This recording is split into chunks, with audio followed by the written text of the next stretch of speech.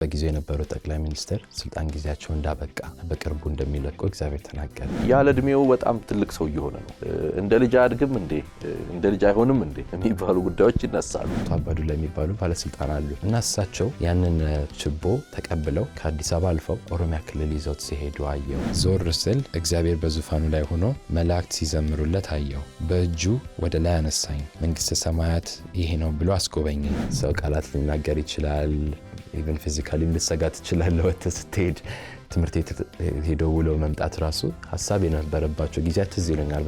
በተለይ የተወሰኑ ወራት በጣም እጅግ ቻሌንጅ የነበረባቸው ጊዜያት ነበሩ። የጊዜው ጠቅላይ ሚኒስትር የአሁኑ ጠቅላይ ሚኒስትር የጦርነትን በር ሲዘጉ ከዛ በኋላ ደግሞ ሌላ በር ከከፈቱ በኋላ ከእንግዲህ እንበለጽጋለን ብለው ለህዝብ ሲናገሩ ያንን አየን። በተሳሳተ ሁኔታ የተናገርከውን ትንቢት አንተ ወዳላልከው ወይም የእግዚአብሔር ድምጽ ወዳላናገረ ተተርጉሞ ትንሽ ዋጋ ከፈል። እግዚአብሔር እንዲህ ብለዋል ብዬ ከተናገርኩ በኋላ ኃላፊነት መውሰድ ያስፈልጋል። ያ ነገር ባይፈጸም በሰው ህይወት ላይ መጀመሪያ ኃላፊነት መውሰደው እግዚአብሔር አይደለም፣ እኔ ነኝ ኃላፊነት መውሰደው። ከዛ በኋላ ደግሞ ቤተክርስቲያን ኃላፊነት የምትወስደው። ይሄንን የወንጌልን ቃል ይዘውልን እንደመጡ ሌላ ደግሞ ይዘንለት ልንሄድ የሚገባዋል። በዛ ጊዜ ለምን ወደ ህይወቴ እንደመጣ እኔም አላውቀው። በ13 ዓመቴ 12 ዓመቴ ያ እንዲጀምር ለምን እንደወሰነ እግዚአብሔር ሐሳብ ነው፣ እግዚአብሔር ውሳኔ ነው። እንደ ወላጅ ልጅህን አምንብሃለሁ ካልከው ብዙ ነገር ይቀይራል። 3ኛ ክፍል 4ኛ ክፍል በጣም የታመምኩበት ጊዜ ነበር። በተለይ 3ኛ ክፍል መጨረሻ ላይ እጅግ በጣም የታመምኩበት ጊዜ ነበር። በአገልግሎት በጣም ትኩረት ሰጥቶ በሚተክም በሚለፋ ሁሉ ነገሩን አገልግሎት ባረገ ቤተሰብ ውስጥ ማደግ ምን ይመስላል? አገልግሎት ከቤተክርስቲያን ውጭ የትም ቦታ ላይ አናደርግ።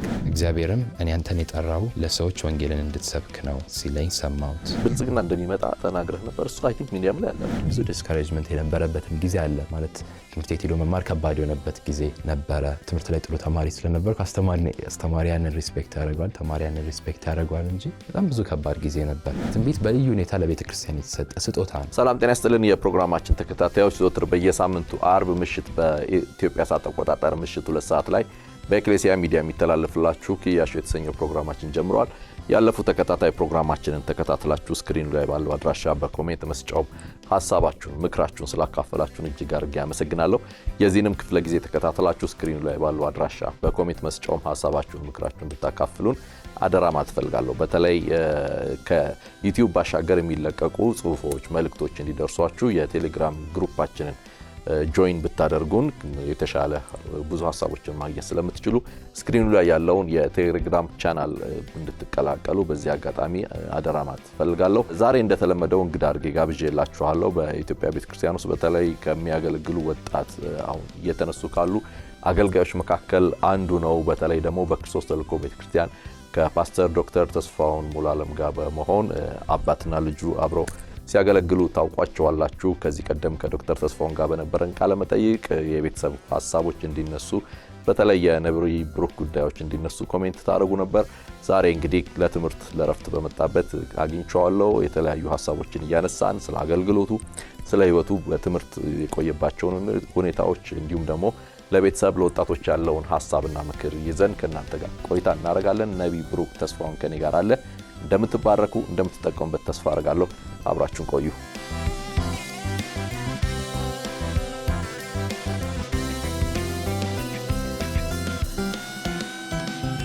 ነብይ ብሩክ እንዴት ነህ? ሰላም። ደስ ብሎኛል ዛሬ በጣም በተለይ ወጣት ስለሆንኩኝ ከወጣቶች ጋር ቆይታ ሳደርግ ደስ ይለኛል ሁሌ እና እንኳን ደህና መጣህ ብያለሁ።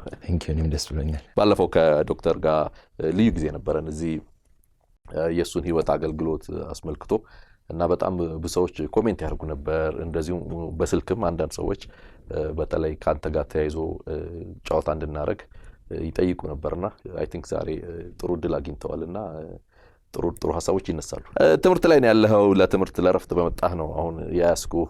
ለትምህርት ብቻ ሳይሆን ከትምህርትም ጋር በተያያዘ ለሚሽን አገልግሎት ወጣ ብለህ ነበር ወደ ቪየትናም አካባቢ። ከዛ መልስ ነው። እስቲ እንዴት ነበር ጉዞ? አጫውተኝ። ጉዞ ጥሩ ነበር። ቪየትናም ምን ትመስላለች? ቪየትናም እንግዲህ ብዙ የሩቅ ምስራቅ ባህል በጣም ጠንካራ የሆነበት ሀገር ነው። ከዛ በተጨማሪ እንግዲህ የነበርኩባቸው አካባቢዎች ሃኖይ የሚባል ከተማ ነበር በብዙ ጊዜ የነበርኩበት። ከዛ ከሃኖይ ደግሞ ወደ 1 ሰዓት መንገድ ወደ 2 ሰዓት መንገድ ድረስ የተወሰነ ወጣ የማለት እድል ነበረን። በየቦታው እንግዲህ ሞተር ሳይክሎች፣ ስኩተሮች የበዙበት በጣም ቢዚ የሆነ ከተማ ነው። ግን ደግሞ ባህሉ፣ ህዝቡ አመጋገቡ ደግሞ ደስ የሚል ከተማ ደስ የሚል ህዝብ ያለበት ነው። ጥሩ ቆይታ ነበር። ለወንጌል ተልእኮ ነው ሄዳችሁት?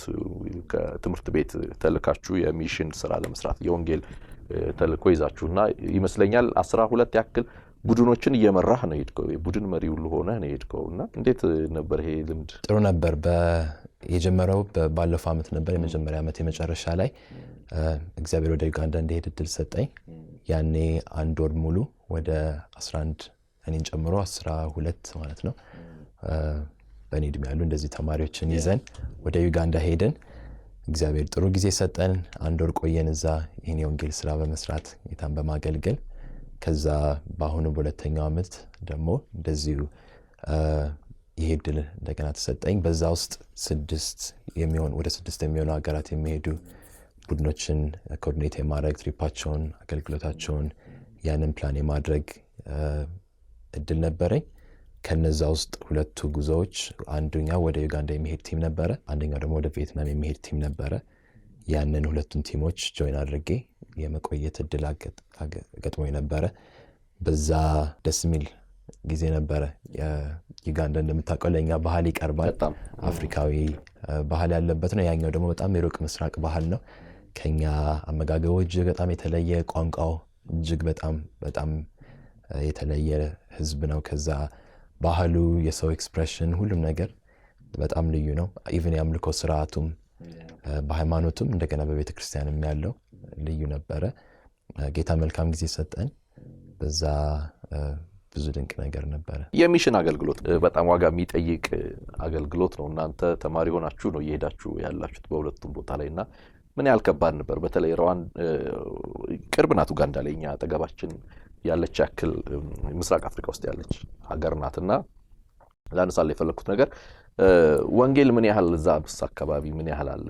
እሱንስ እንዴት ተረዳሁ? እንደ ዩጋንዳ እንደ ባህላቸውና እንደ ታሪካቸው በቅኝ ግዛትም ጊዜ ከዛም በፊት ብዙ የክርስትና ተጽዕኖ የነበረበት ስቲል እስካሁን ድረስ ያለበት ሀገር ነው። ዝም ብሎ ከሃይማኖትነትም አልፎ ወደ ባህሉ፣ ወደ ህዝቡ የቀን በቀን መስተጋብር ድረስ ያገብቷል እና ጠንካራ የሆነ የካቶሊክ ኢንፍሉዌንስ፣ የአንግሊካን ቤተክርስቲያን በጣም ጠንካራ ነው እና ደግሞ ከኛ በተለየ ደግሞ ቦርናጌን የሚለውን እኛ ሀገር ጴንጤ እንላለን ወይም እንደዛ እንደምንለው እነሱ ጋር ቦርናጌን ወይም ዳግም የተወለደ ተብሎ ልክ እንደ አንድ ዲኖሚኔሽን በጣም የታወቀ ትልቅ ዲኖሚኔሽን ሆኖ ደግሞ አለ እና ሰውን ስጠይቀው ወይ ሙስሊም ነው ወይ ካቶሊክ ነው ወይ ቦርናጌን ነው። ስለዚህ ኢቫንጀሊካል እና ቃሉንም ተረድቶት ሳይሆን ዳግም መወለድ የሚለውን ተረድቶት ሳይሆን ቦርናጌን ቸርች የሚባል አለ። ወደ ቦርናጌን ቸርች የሚሄድ ሰው ቦርናጌን ነው። የእስልምና መስጊድ የሚሄድ ሰው ሙስሊም ነው። የካቶሊክ መቅደስ የሚሄድ ሰው ካቶሊክ ነው። ስለዚህ ዳግም ስለተወለደ ሳይሆን ሰውየው ጀስት ቦርናጌን ቸርች የሚባል ወላጆቹ ስለሄዱ እሱ ስለሚሄድ ብቻ ቦርናጌን ይባላል። ልክ እኛ ሀገር ለምሳሌ አሁን አንዳንድ አካባቢ ስትሄድ ቃለ ሕይወት ነኝ ይለዋል። በቃ ቃለ ሕይወትነት እንደ አንድ ዲኖሚኔሽን ላይክ ይሄ እንደ ሃይማኖትም ነው፣ ስርዓትም ነው፣ ባህልም ነው፣ ብሔርም ነው፣ ሁሉም ነገር ነውና ልክ እንደዛ ማለት ነው። በቃ ቃለ ሕይወት ነኝ ልክ እንደዛ በትክክል እና ቦርናጌን ነኝ ይላል። ለወንጌል 2ቱም ኤክስትሪሞች ያሉበት ሀገር ነው እንደ ባህል።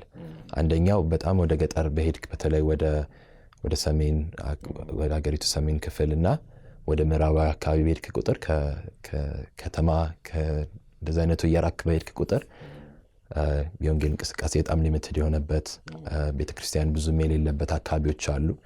በዛው ልክ ደግሞ የመጽሐፍ ቅዱስ ስርጭቱን በጣም ያንሳል። ሰው ወንጌል የመስማት እድሉም በጣም ትንሽ ነው።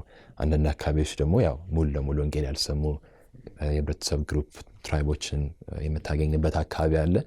በዛው ልክ ደግሞ ወደ ከተማ ስትመጣ ስለ ወንጌል ወይም ስለ ክርስትና እንደ ሃይማኖት ብዙ ሰው ፍንጭ ያለው ሆኖ ታገኘውና ዳግም መወለድ የሚባለው ግን ኮምፕሊትሊ ዲስቶርት ሆኗል ማለት ስያሜ ብቻ ሆኖ ቀርቷልና የአንድ ወንጌል አንድ እንቅፋት ነው። ሁለተኛ ደግሞ ወንጌል አለመድረሱም በአንዳንድ አካባቢዎች ደግሞ ሌላ እንቅፋት ነውና ሁለቱንም ጥግ የማየት እድል ነበረን። ከተማ ውስጥ በቆየንባቸው ጊዜዎች ያንን ለሰዎች እንደገና ማስረዳት ሊጠበቅብ ይችላል። እንደገና መናገር፣ ወደ እግዚአብሔር ቃል መልሶ መጠቆም ያ የተለመደ ነበር። ወደ ገጠር ደግሞ ስንሄድ አንዳንድ አካባቢዎች ቤዚክ የሚባሉ ነገሮች አስፈላጊ የምትላቸው ነገሮች የሌሉበት፣ የስልክ መገናኛ የሌለበት ወይ ውሃ አንዳንድ መኪናም የማይገባበት ብዙ ቦታዎች የሚሄድ እድል ነበርን። እዛ ደግሞ ሌላ ኤክስፒሪየንስ ነው፣ ግን እግዚአብሔር መልካም ጊዜ ሰጥቶን ነበር። መስቀል የማያውቁ መስቀልን የማይረዱ ፎቶዎች ራሱ እያየው ነበረ። መሬት ላይ የሳልክ መስቀል ምን አይነት እንደሆነ ሁሉ እያሳየህ እያገለገልካቸው የነበረውና ላነሳል የምፈልገው ነገር አንዱ ለምሳሌ ይሄ ትውልድ ከኛም በፊት ካለው ከኛም ጀምሮ ወደኋላ ብትመለከት በብዙ ወንጌል ተግዳሮት ውስጥ አይደለም። አንጻራዊ ነጻነት በምትለው ህይወት በተወሰነ መልኩ በአገሪቷ መጠነኛ ህይወት ውስጥ በምቾት አይነት እያገለገለ ያለ ነውና ሚስዮን አገልግሎት አንተም ደግሞ የተካፈልከው የሄድከው በብዙ ተግዳሮት ውስጥ የታለፈ ይመስለኛልና የሚስዮን አገልግሎትን እንዴት ተረዳኸው? ይሄስ ትውልድ በዚህ ህይወት ውስጥ ማለፍ ይችል ይሆን? መጽሐፍ ቅዱስ ላይ ስንመለከት ቤተክርስቲያን ሚስዮናዊ ናት እና ደግሞ የእያንዳንዱን ክርስቲያንም የአማኝን የግል ጥሪያችንም ስንመለከት ያው ሚስዮናዊ ነው። ጌታ ማቴዎስ ወንጌል ምዕራፍ 28 ላይ የሰጣቸው ነው። ስለዚህ ሂዱ፣ ስልጣን በሰማይና በምድር ለኔ ተሰጠኝ ካለ በኋላ ቁጥር 18 ላይ ስለዚህ ሂዱ ደቀ አሕዛብን በአብ በወልድ በመንፈስ ቅዱስ ስም እያጠመቃችኋቸው ያዘዝኳችሁን እያስተማራችኋቸው ደቀ መዛሙርት ያደርጓቸው ብሎ ነው ትቷቸው የሄደውና የሁላችንም ጥሪ ነው። የታዘዝነው ትእዛዛት አሉ። እነዛን ትእዛዛቶች ደግሞ ለሰው የማሳለፍና ደቀ መዝሙር የማድረግ የቤተ ክርስቲያን ጥሪ ነው። ከዛ ሲያልፍ ደግሞ የሁላችንም ጥሪ ነው። ስለዚህ ትንሽ ትልቅ ሳይል ሁላችንም እንድንሄድ ተልከናል። ከዛ በኋላ ግን የሚመጣው ጥያቄ ወደ ማን ነው የምንሄደው? ወደ ምንድን ነው የምንሄደው? እንዴት ነው የምንሄደው የሚለው የኔ ካንተ ሊለይ ይችላል። እንደ እድሜ አንዳንዴ እንደ ባህሌም ጭምር ደግሞ ከምንም በላይ ደግሞ እንደ እግዚአብሔር ፈቃድ የሁላችንም የተለያየ ነው። የምንሄደው ወደ ቦታ ብቻ ላይሆን ይችላል። ባለፈው አንድ አገልጋይ ጋር በአጋጣሚ እያወራን ይሄ ቶፒክ ተነሳና እየነገረን ነበርና አንድ ጓደኛ አንድ አገልጋይ ጋር ነው ከብዙ ዓመታት በፊት አብረን እያገለገልን የሱ ኢንፍሉዌንስ የነበረው አዲስ አበባ ውስጥ የሆነ የከተማው አካባቢ ላይ ነበረና ብዙዎች ወደ ሌላ ሀገር ይላካሉ፣ ወደ ሌላ ክፍል፣ አንዳንዱ ወደ ማያውቀው ህዝብ ሁሉ ይላካል። የሱ ጥሪ ግን ያቺ አካባቢ አዲስ አበባ ላይ ቦሌ ነበረች እያለን ነበርና ልክ ነው።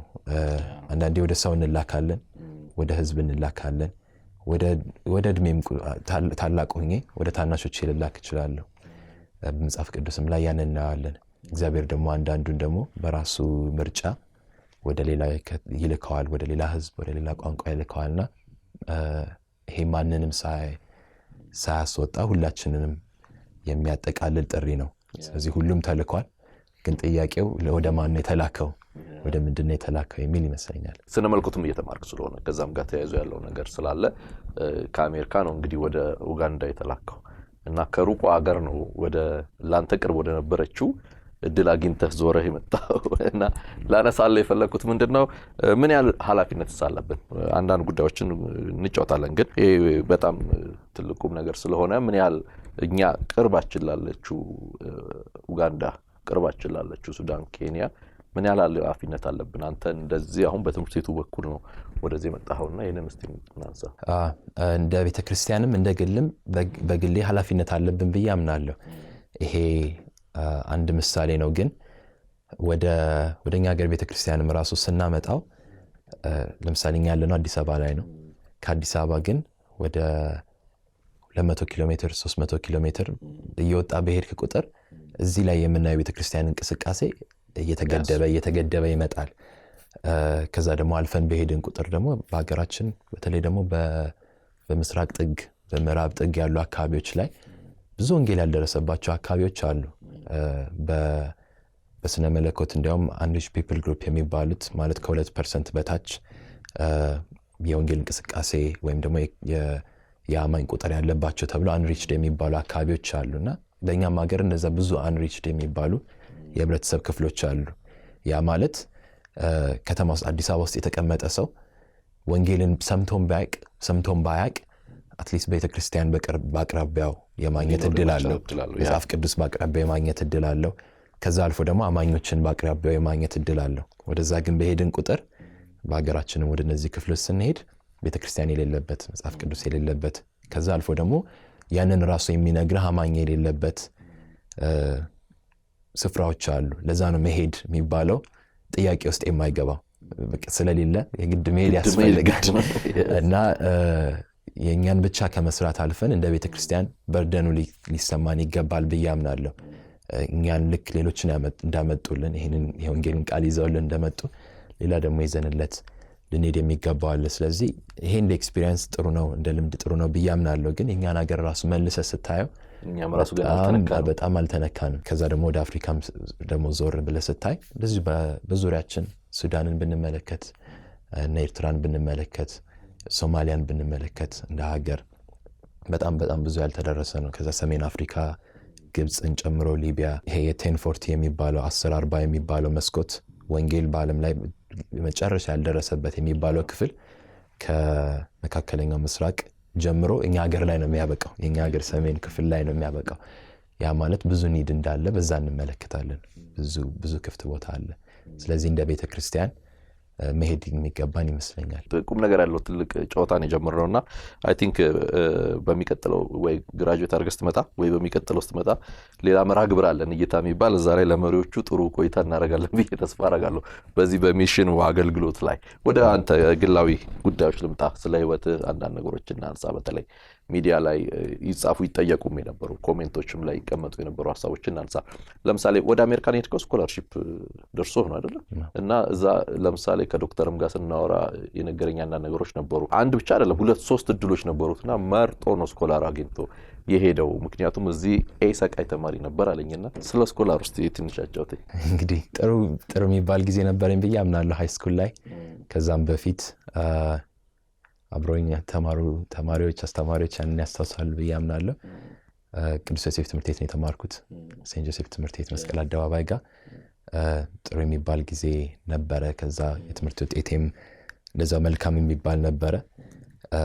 ግን ይሄ የትራንዚሽን ጊዜ ላይ ከሃይ ስኩል እንደቀቀ ወደ ዩኒቨርሲቲ ወደ ኮሌጅ የሚመጣበት ጊዜ ላይ አስታውሳለሁ። ብዙ አወራን እንደ ቤተሰብ፣ ብዙ ጸለይን። እግዚአብሔር ወደ ምንድነው እንድንሄድ የሚፈልገው ከዚህ በኋላ ያለው ምንድነው የሚለውን ትልቅ ውሳኔ ስለነበር ያንን ብዙ አሰብን፣ ብዙ ጸለይን፣ በጌታ ፊት ሆንን። ከዛ ደግሞ ውሳኔዎችን አደረግና በወሰንን ጊዜ ብዙ እድሎች ነበሩ። በጣም ትልልቅ እድሎች፣ በጣም ጥሩ የሚባሉ ነገሮች ነበሩ። ግን መጨረሻ ላይ እግዚአብሔር ወደ አንድ መስመር እንዳመላከትን ገባን። ያ በሆነ ጊዜ ማጥናት የምፈልገውን መማር የምፈልግበትን ሁኔታ ደግሞ እና ተመልሼ ደግሞ ማድረግ የምፈልገውን በወሰንኩ ጊዜ ከነዛ ውስጥ አንዱን እድል መረጥን። ጊዜ ወስዶብን ነበር። ኦልሞስት 1 ዓመት ያህል ወስዶብን ነበረ ለመምረጥ። አንዳንዶቹ ትምህርት ቤቶች ስሰማቸው በጣም በዝና ማቃቸው ትልልቅ ትምህርት ቤቶች ናቸው ስኮላር የሰጡ። ትልልቅ ትምህርት ቤቶች ናቸው። አሜሪካ ውስጥ የቶፕ 10-15 ውስጥ ያሉ ሊስት ውስጥ ያሉ ትምህርት ቤቶች ናቸው። ከነሱ ውስጥ ምናልባት ማጆሪቲዎች ይሆናሉ። ከዛ ግን ስንወስን ማስታውሰው የሆነው 11ኛ ክፍል መጨረሻና 12ኛ ክፍል መጀመሪያ ላይ ነበረ። 12ኛ ክፍልን ግን እንደ ሁሉ ነገር የተዘጋጀ የሚመስልበት ሰዓት ላይ ብሬክ መውሰድ እንዳለብኝ ተሰማኝ። ወደ ቀጣዩ ከመሄዳችን በፊት ማረፍ እንዳለብኝ፣ በጌታ ፊት መሆን እንዳለብን፣ መዘጋጀትም እንደሚያስፈልግ ያ ወደ ውስጣችን መጣ። 12ኛ ክፍል እንደጨረስኩ የዛኔ ታስታውስ ከነበር የኛ ሀገርም ሁኔታ የተወሰነ የትምህርት ሁኔታ ተደባልቆ ነበረ። ከኮቪድ እየወጣን የነበረበት ጊዜ ነበር።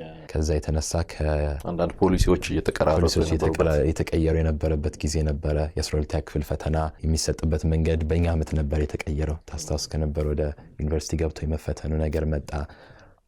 ከዛም ደግሞ አልፎ ከኛ በፊት 12ኛ ክፍል የጨረሱ ተማሪዎች አልተፈተኑም ነበር። እኛ 12ኛ ክፍል እየተማርን በነበረበት ጊዜ ከዛ ደግሞ ከነሱም በፊት የነበሩት ደግሞ ዘግይተው 1 ዓመት ያህል አይ ቲንክ ካልተሳሳትኩ ዘግይተው ነበረ የ12ኛ ክፍል መልቀቂያ ፈተናን የወሰዱት። ያ ስለሆነ በጊዜው አይ ቲንክ እግዚአብሔርም ጊዜ ነው ብዬ አምናለሁ። ኖርማል ነበረ 1 ዓመት መውሰድ፣ ዩኒቨርሲቲ ሳይገባ 1 ዓመት ማረፍ መቆየት በጣም በእኛ ጊዜ የሚያስገርፍ አይነት የሚያስቀጥል እንደዚህ ነበረ ነው። 12ኛ ክፍል ጨርሰህ ወደ ዩኒቨርሲቲ መሄድ አለብህ፣ ከዛ ስራ መያዝ አለብህ። በእኛ ጊዜ ግን በምርጫ ሳይሆን ሁኔታውም የፈጠረው ነበረ። ግን እኛ ግን ውሳኔውን የወሰድነው በጊዜው ይሄ እድል አለ 12ኛ ክፍል ከጨረስኩ በኋላ ወደ ዩኒቨርሲቲ መግባት እችላለሁ፣ ግን 1 ዓመት ያስፈልጋል ብለን እንደ ቤተሰብ ወሰንን። በጊዜው ብዙ ጥያቄዎች ነበሩ ከአስተማሪዎቼ ከትምህርት ቤት ጓደኞቼ ማለት ያ ምን ተፈጠረ የሚል ብዙ ጥያቄ አለ። ግን ጌታን ስላመላከትን አደረግን። መልካም ጊዜ አሳለፍን አስተሳሰለሁ። 1 ዓመት ከቤተክርስቲያን ቅዱሳን ጋር በማገልገልም just አንዳንድ በማረፍ ጊዜን በማሳለፍ በጣም መልካም ጊዜ አሳለፍን። በጌታ ፊት በመሆን በመዘጋጀት ከዛ ያ በሆነ ጊዜ ግን የመጨረሻ ምርጫችንን ፋይናላይዝ አደረግን። ማስታወሳቸው በጣም ብዙ ትምህርት ቤቶች ናቸው። ትልልቅ ማስታወሳቸው ግን ዩኒቨርሲቲ ኦፍ ሺካጎ የሚባል ዩኒቨርሲቲ $80,000 የዓመት ስኮላርሺፕ እንደነበር አስታውሳለሁ። ወደ 4 ዓመት ሲመጣ ወደ 320,000 ሌላ ነገሮች ጨምሮ ወደ 350,000 አካባቢ ስኮላርሺፕ እንደነበር አስታውሳለሁ። ትልቁ በቁጥር እሱ ነበረ። ከዛም አልፎ ግን ትልልቅ ዩኒቨርሲቲዎች ነበሩ ቶፕ 10-15 ውስጥ የምናያቸው almost majority እንደነበር አስታውሳለሁ። ወደ 6-7 ትምህርት ቤቶች አካባቢ እንደነበር ትዝ ይለኛል። አሁን ለምሳሌ አንተ እዚህ ያለ ቅድም ነገርህና ሴንጆ ቆንጆ ተማሪ ነው፣ ትምህርት ቤት ነው፣ ኤስኮላር ነው፣ ሁሉንም ኤኤኤ በማምጣት የሚታወቅ ጎበዝ ተማሪ ነው። ደግሞ በጣም ለምሳሌ አሁን እኛ እንሸሻቸው የነበሩ እኔ ብቻ ሳይሆን አንዳንድ ብዙ ሰዎችም የሚጋሩኝ ይመስለኛል። ለምሳሌ ሳይንስ ላይ እንደ ፊዚክስ ማትስ የምትላቸው ነገሮች ብዙ ጊዜ ለብዙዎቻችን አስቸጋሪ ይመስሉኛል። ሳይንስ ለምሳሌ ማህበራዊ ሳይንስ አካባቢ ምርጫችን ሊሆን ይችላል እና እነዛን ሁሉ በደንብ የሚያመጣ በደንብ ፍላጎት ያለው የነበረ ተማሪ ነውና ወደዛ ግን ምርጫ ስኮላሩም ሲመጣ ምርጫ ስታረግ ስነ መለኮትን ነው የመረጥከው እና አሁንም እየተማርክ ያለው በዛው መንገድ ነውና ምርጫ ለምን አደረገው? ከድሮም ጀምሮ የሳይንስ ትምህርቶችን ወድ ነበረ። ከሃይ ስኩልም ከመግባቴ በፊት ከሚድል ስኩልም ከዛም በፊት ከነበረውም ጀምሮ ማለት ነውና ወደ ሃይ ስኩል ስንመጣ ግን በተለይ ደግሞ ማትስና ፊዚክስ ላይ የበለጠ ያ ነበረ። የ12ኛ ክፍል መልቀቂያን ፈተና ስንፈተን ከፍተኛ ውጤቶች የነበሩ የማስታወሳቸው። ግን 12ኛ ክፍል ላይ እንደምታውቀው በእኛ ሀገር የትምህርት ሲስተም ወደ 11 ስትገባ 10ኛ ክፍልን ጨርሰ ወይ የተፈጥሮ ሳይንስ ወይ ደግሞ ማህበራዊ ሳይንስ ትመርጣለህ። እኛ ወደ ማህበራዊ ሄደን እናንተ እኔ ወደ ተፈጥሮ ሳይንስ ሄድኩኝ። ማስታወሰው አውቀዋለሁ ማለት የህይወቴን ጥሪ አውቃለሁ። በህይወት ማድረግ የምፈልገውን እግዚአብሔርም የተናገረኝን እኔም ደግሞ በውስጥ ያለውን አውቃለሁ። ያ ከተፈጥሮ ሳይንስ ጋር ምንም እንደማይገናኝ በጣም ግልጽ ነው። ግን ደግሞ በጊዜው ደግሞ አስፈላጊ ነው ብዬ ስላሰብ ቻሌንጅ መውሰዱ የተፈጥሮ ሳይንስን ወሰድኩ። ከዛም በኋላ ግን የእውነተኛው ምርጫ ሲመጣ ከ12ኛ ክፍል በኋላ ያለው ነው የወደፊት ዝግጅት ነው የወደፊቱ የሚወስነው። ያ ሲመጣ ግን እግዚአብሔር ከሰጠኝ የህይወት ጥሪ ጋር ከዛ ደግሞ በውስጤም ደግሞ እግዚአብሔር ከሰጠኝ ሸክም ጋር አንድ ላይ ይሄዳል ብዬ ማምነው ወደ ስነ መለኮት ትምህርት መጣው ማለት ነው። ስትነግረኝ ለምሳሌ አሁን እኮ ስነ መለኮት እየተማራችሁ ግን ሜጀር እና ማይነር በሚባሉ ለምሳሌ ነገር ደግሞ ኮመን ኮርስ የሚባሉ ጉዳዮች ላይ ትምህርት ቤቱ እነዛንም ነገሮች ያካትታል። ልክ እንደ መደበኛ ተማሪ ነው የምትማረው? ዩኒቨርሲቲ ስለሆነ የባይብል ስኩል ብቻ ስላልሆነ የስነ መለኮት ተማሪም ብትሆን ልክኛ ሀገር ኮር ክላሶች ተብሎ ወይም ኮመን ኮርስ ተብሎ እንደምንወስደው የሳይንስ፣ የሂሳብ፣ የሰውነት ጤና እንደዚህ አይነትም ክላሶች መውሰድ ይጠበቅብሃል። ከዛ አልፎ ደግሞ የማትስን ተማሪን ጭምር ነኝ። ያ የተፈጠረው የማስታውሰው 12ኛ ክፍልና 11ኛ ክፍል እንዳልኩ ማትስን ወድ ነበረ፣ ፊዚክስን ወድ ነበረ። የአንድ ዓመት ረፍት የነበረኝ ጊዜ ላይ 12ኛ ክፍል መልቀቂያን ፈተና ተፈተንኩኝ። ከዛ ለጥቂት ጊዜም ቢሆን ወደ አዲስ አበባ ዩኒቨርሲቲ መግባት እንዳለብኝ ወሰንኩ እና አዲስ አበባ ዩኒቨርሲቲ 2 ሴምስተር ያህል ቆይቻለሁ። ይሄ እንደማይዘልቅ እያወቅኩት ግን ጀስት በዛ 2 ሴምስተር ያህል ቆይቼ ነበር። የመጀመሪያው ሴምስተር ላይ ልደታ ካምፓስ ኮመን ኮርስ ስንወስድ የአርኪቴክቸር ቢልዲንግ ያለበት እዛ ነበርን። ሁለተኛው ሴምስተር ላይ 5 ኪሎ ዲፓርትመንት ውስጥ ነበርኩኝ፣ የሳይንስ ዲፓርትመንት ውስጥ ነበርኩ። ከዛ የነበሩት የማትስ ክላሶቼ እንዳለ ተሰብስበው ወደ ዩኒቨርሲቲ በመጀመርበት ጊዜ ዋናውን በመጀመርበት ጊዜ ሲሄዱ ወደ 3 ወደ 4 ክላሶች ወደፊት ነበርኩኝ። በዛ ምክንያት ብዙ ክላሶች መማር እንደሌለብኝ ሲገባኝ ማትስ በዚሁም ላይ ሁለተኛ ሜጀር ማትስ መጨመር ይችላል ወደሚል ወሰንኩ።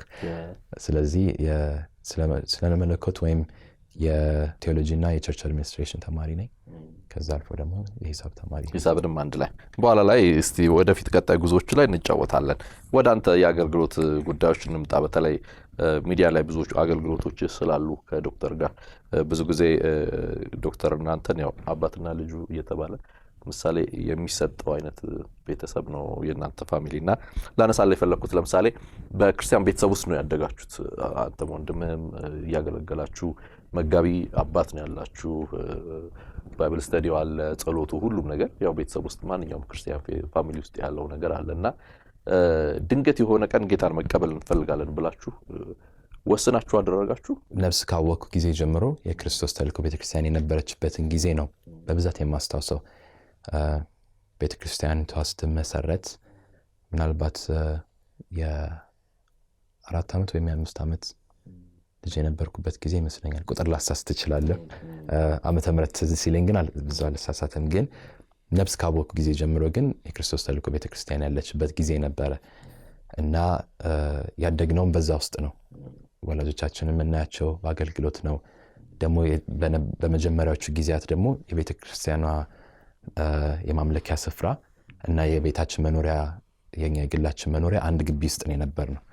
ስለዚህ ከዚህ እንዳለፍክ ቤተክርስቲያን ነው፣ ከዚህ እንዳለፍክ ደግሞ ቤታችን ነው እና በዛ ብዙ ስርዓት ተምረናል። ቀን ሌሊት እናያለን፣ የሚሆነውን እናገለግላለን። የልጆች አገልግሎት ውስጥ በብዙ ነበርኩኝ። ግን የማስታውሰው ግን ቤተክርስቲያን ውስጥ ያኔ የነበሩ ወጣቶች ወይም ልጆች እኔን ጨምሮ እኔና ወንድሜ እኔና ዴቭ አለን። በጊዜው 10 ዓመቴ ወደ 9 ዓመት ከ9 ወደ 10 እየተሻገርኩ ነበር። ታናሽ ወንድሜ ዴቭ ደግሞ ወደ 8 ዓመቱ ከ7 እየመጣ ነበረ። በዛ ጊዜ ቤተክርስቲያን ውስጥ ሌላ 2 ቤተሰቦች ነበሩ በጣም ለኛ ቅርብ የነበሩ። እነሱም 2 ልጆች አሏቸውና በአጠቃላይ 6 ነን አብረን ያደግን ልጆች ማለት ነው። አንድ ቀን ፓስተር ጠራን። እዛ ላገኛችሁ እፈልጋለሁ፣ ፓስተር ሊያገኛችሁ ይፈልጋል ተባልን። አንድ ላይ ተገናኘን እና የዛኔ ወንጌልን ነገረን እና የነገረን ይሄ አሁን ያላችሁበት ጊዜ እስከዛሬ በትንሽም በትልቁም ስታገለግሉም ኖራችኋል፣ ጌታንም ታውቃላችሁ፣ ስርዓትንም ታውቃላችሁ፣ ተምራችኋል። ግን አሁን እየመጣ ያለው ከፊታችሁ ያለው እድሜ ግን ራሳችሁን አውቃችሁ መወሰን የምትችሉበት፣ ጌታን መከተል የምትችሉበት ጊዜ ነው ብሎ ነገረን። ከዛ ወንጌልን ብሎ እንደ አዲስ በዛው ቀን ነገረን ማለት ነው። ስላልሰማነው አይደለም ከዛ በፊት። እና የዛን ቀን ውሳኔ ያደረግኩ አስታውሳለሁ። ሙሉ ለሙሉ ጌታን ለመከተል ወሰንኩ። ህይወቴን ለሱ አሳልፌ ሰጠው። ከዛ ደህንነት ትምህርት ጀመርን፣ ተማርን።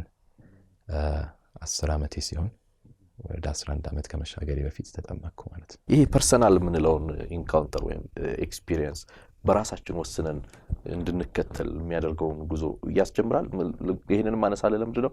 ለምሳሌ የአገልጋይ ልጆች ሆነው ከትንሽ ጉዞ በኋላ በቤተ ክርስቲያን ማናያቸው ወይም በአገልግሎት ቦታ ማናገኛቸው ሰዎች ከተወሰነ ዓመት በኋላ ብዙ ይፈጠራሉ እና ይሄ ምናልባት ግላዊ የሆነውን ነገር እንድትይዝ አጠንክሮልሃል? ከልጅነት ከቤተሰብ ከምናየው ያለፈ እኔ ነፍስ ከማወቄም በፊት ደግሞ ነፍስን ካወቅኩ በኋላ የማስታወሳቸው በጣም ግልጽ የነበሩ ኢንካውንተሮች ነበሩ። የመጀመሪያው ማሚ በደንብ ታስታውሰዋለች ይህንን ታሪክ። በጊዜው ነፍስ አላቅም፣ ምክንያቱም ያኔ የነበሩ ነገሮች እንዳለ አሁን ትዝ አይሉኝም። የልጅነት እድሜ ላይ ነው፣ የልጅነት እድሜ ነው። ምናልባትም በእድሜ የ2-3 ዓመት ልጅ የነበረ ይመስለኛል። ከነሱ እንደሰማሁት ነው ይሄ እንግዲህ። ግን የሚገርመው ግን ያየሁትን ህልም ግን እስከዛሬ ድረስ በምናቤ እስካሁን ድረስ አለ፣ አልረሳውም። ታሪኩን ብቻ ሌላውን ነው ማላስታውሰው፣ እነሱ የሚያስታውሱት። ህልሙ ግን እስካሁን ድረስ አለ እና ያኔ የማስታውሰው እኔና የተወሰኑ ሰዎች በቤታችን የነበሩ ሰዎች ሆነን ተሰልፈን በነበረበት አንድ ሰው መጥቶ ዘይት ሲያፈስብኝ አየው እና ያንን ነገርኳቸው ለቤተሰብ። እነሱ ታሪኩን አስቀመጡት። እስከዛሬ ግን እኔ ጋር ደግሞ አለና በልጅነቴ ሁሌ ያ ትዝ ይለኛል። እያደግኩ በነበረም ጊዜ ከዛ በኋላ ነፍስም ካወቅኩ በኋላ ያ ምስል ሁል ጊዜ አለ። ያ ሰው መጥቶ ዘይት ሲያፈስብኝ ሁል ጊዜ ያ ተቀርጾ ቀርቷል እና ወደ ውሳኔ ግን በመጣሁበት ጊዜ ግን የግሌ ውሳኔ ነበረ።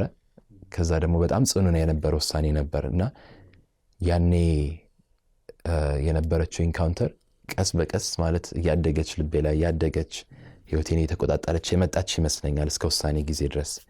ወደ ውሳኔ ከመጣው በኋላ ግን ግልጽ በሆነ ሁኔታ ከጌታ ጋር የነበረኝ ልምምድ ያኔ ነው የጀመረው ብዬ አምናለሁ። ከዶክተር ጋርም ስንጫወት አንዳንድ ጊዜ ልጅ ሆኖ ይሄ ኢሚቴት የማድረግ የሆነ እንደ አገልጋይ ለመምሰል የሚያደርገው ነገር ነበር። እንዲሁም ስበካ ምናምን ስንለው አይ መንፈሱ ሳይመጣ ምናምን ይለናል። እንደዛ በቃ በጣም ይሄ እንደዛ አይነት ልጅ እንደነበርክ አይነት ነገር ይነግረናልና ላነሳል የምፈልገው ነገር ለምሳሌ ቅድም ነግረኸኛል። ለምሳሌ ይሄ ህልሙ አለ አይደል? ያ ነገር አለ የመጀመሪያ ኢንካውንተር ያረክበት ይሄ ምልህ አይነት ተከፍቶ ወደ መንፈሳዊ እንቅስቃሴ ልምምድ ውስጥ የገባበትን ያን ጊዜ ታስታውሳለህ? አስታውሳለሁ። ይሄ ከልጅነት እንዳልነው እንደዛ ነበረ ፍላጎቱ ያ ነበረ። ቤተሰብ ይህን ታሪክ በደንብ ያስታውሳቸዋል እነዚህን እና ደግሞ ከቤተሰባችን ቅርብ የነበሩ ጓደኞች በደንብ ያስታውሳቸዋል።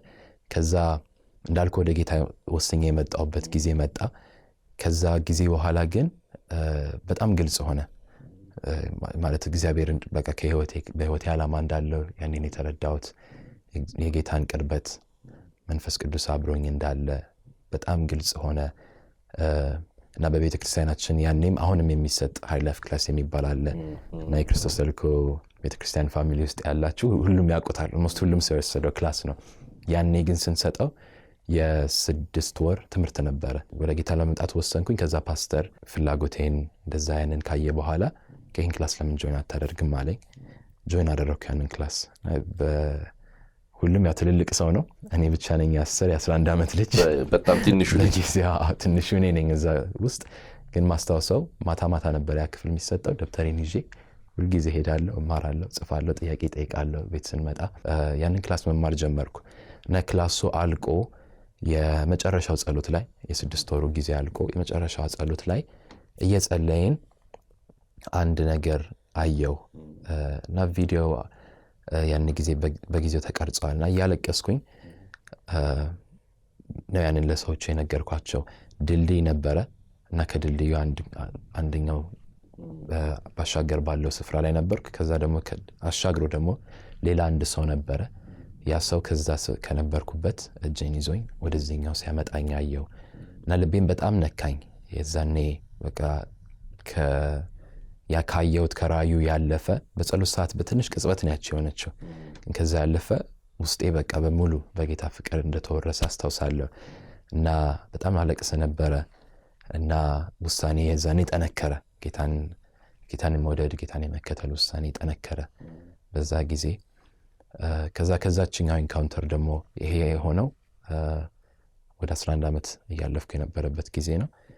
ከዛ በኋላ ደግሞ በጣም ደግሞ የማረሰው እንደገና ሌላ ኢንካውንተር ወደ ህይወቴ መጣ እና በጊዜ ጻፍኩበትን ደብተር ይዤዋለሁ ዛሬ። ምናልባት የተወሰነውን ማንበብ እችላለሁ። የነበረው ቅዳሜ ለእሑድ ይላል በ14/06/2007 ዓመተ ምህረት የዛሬ 10 ዓመት አካባቢ ማለት ነው።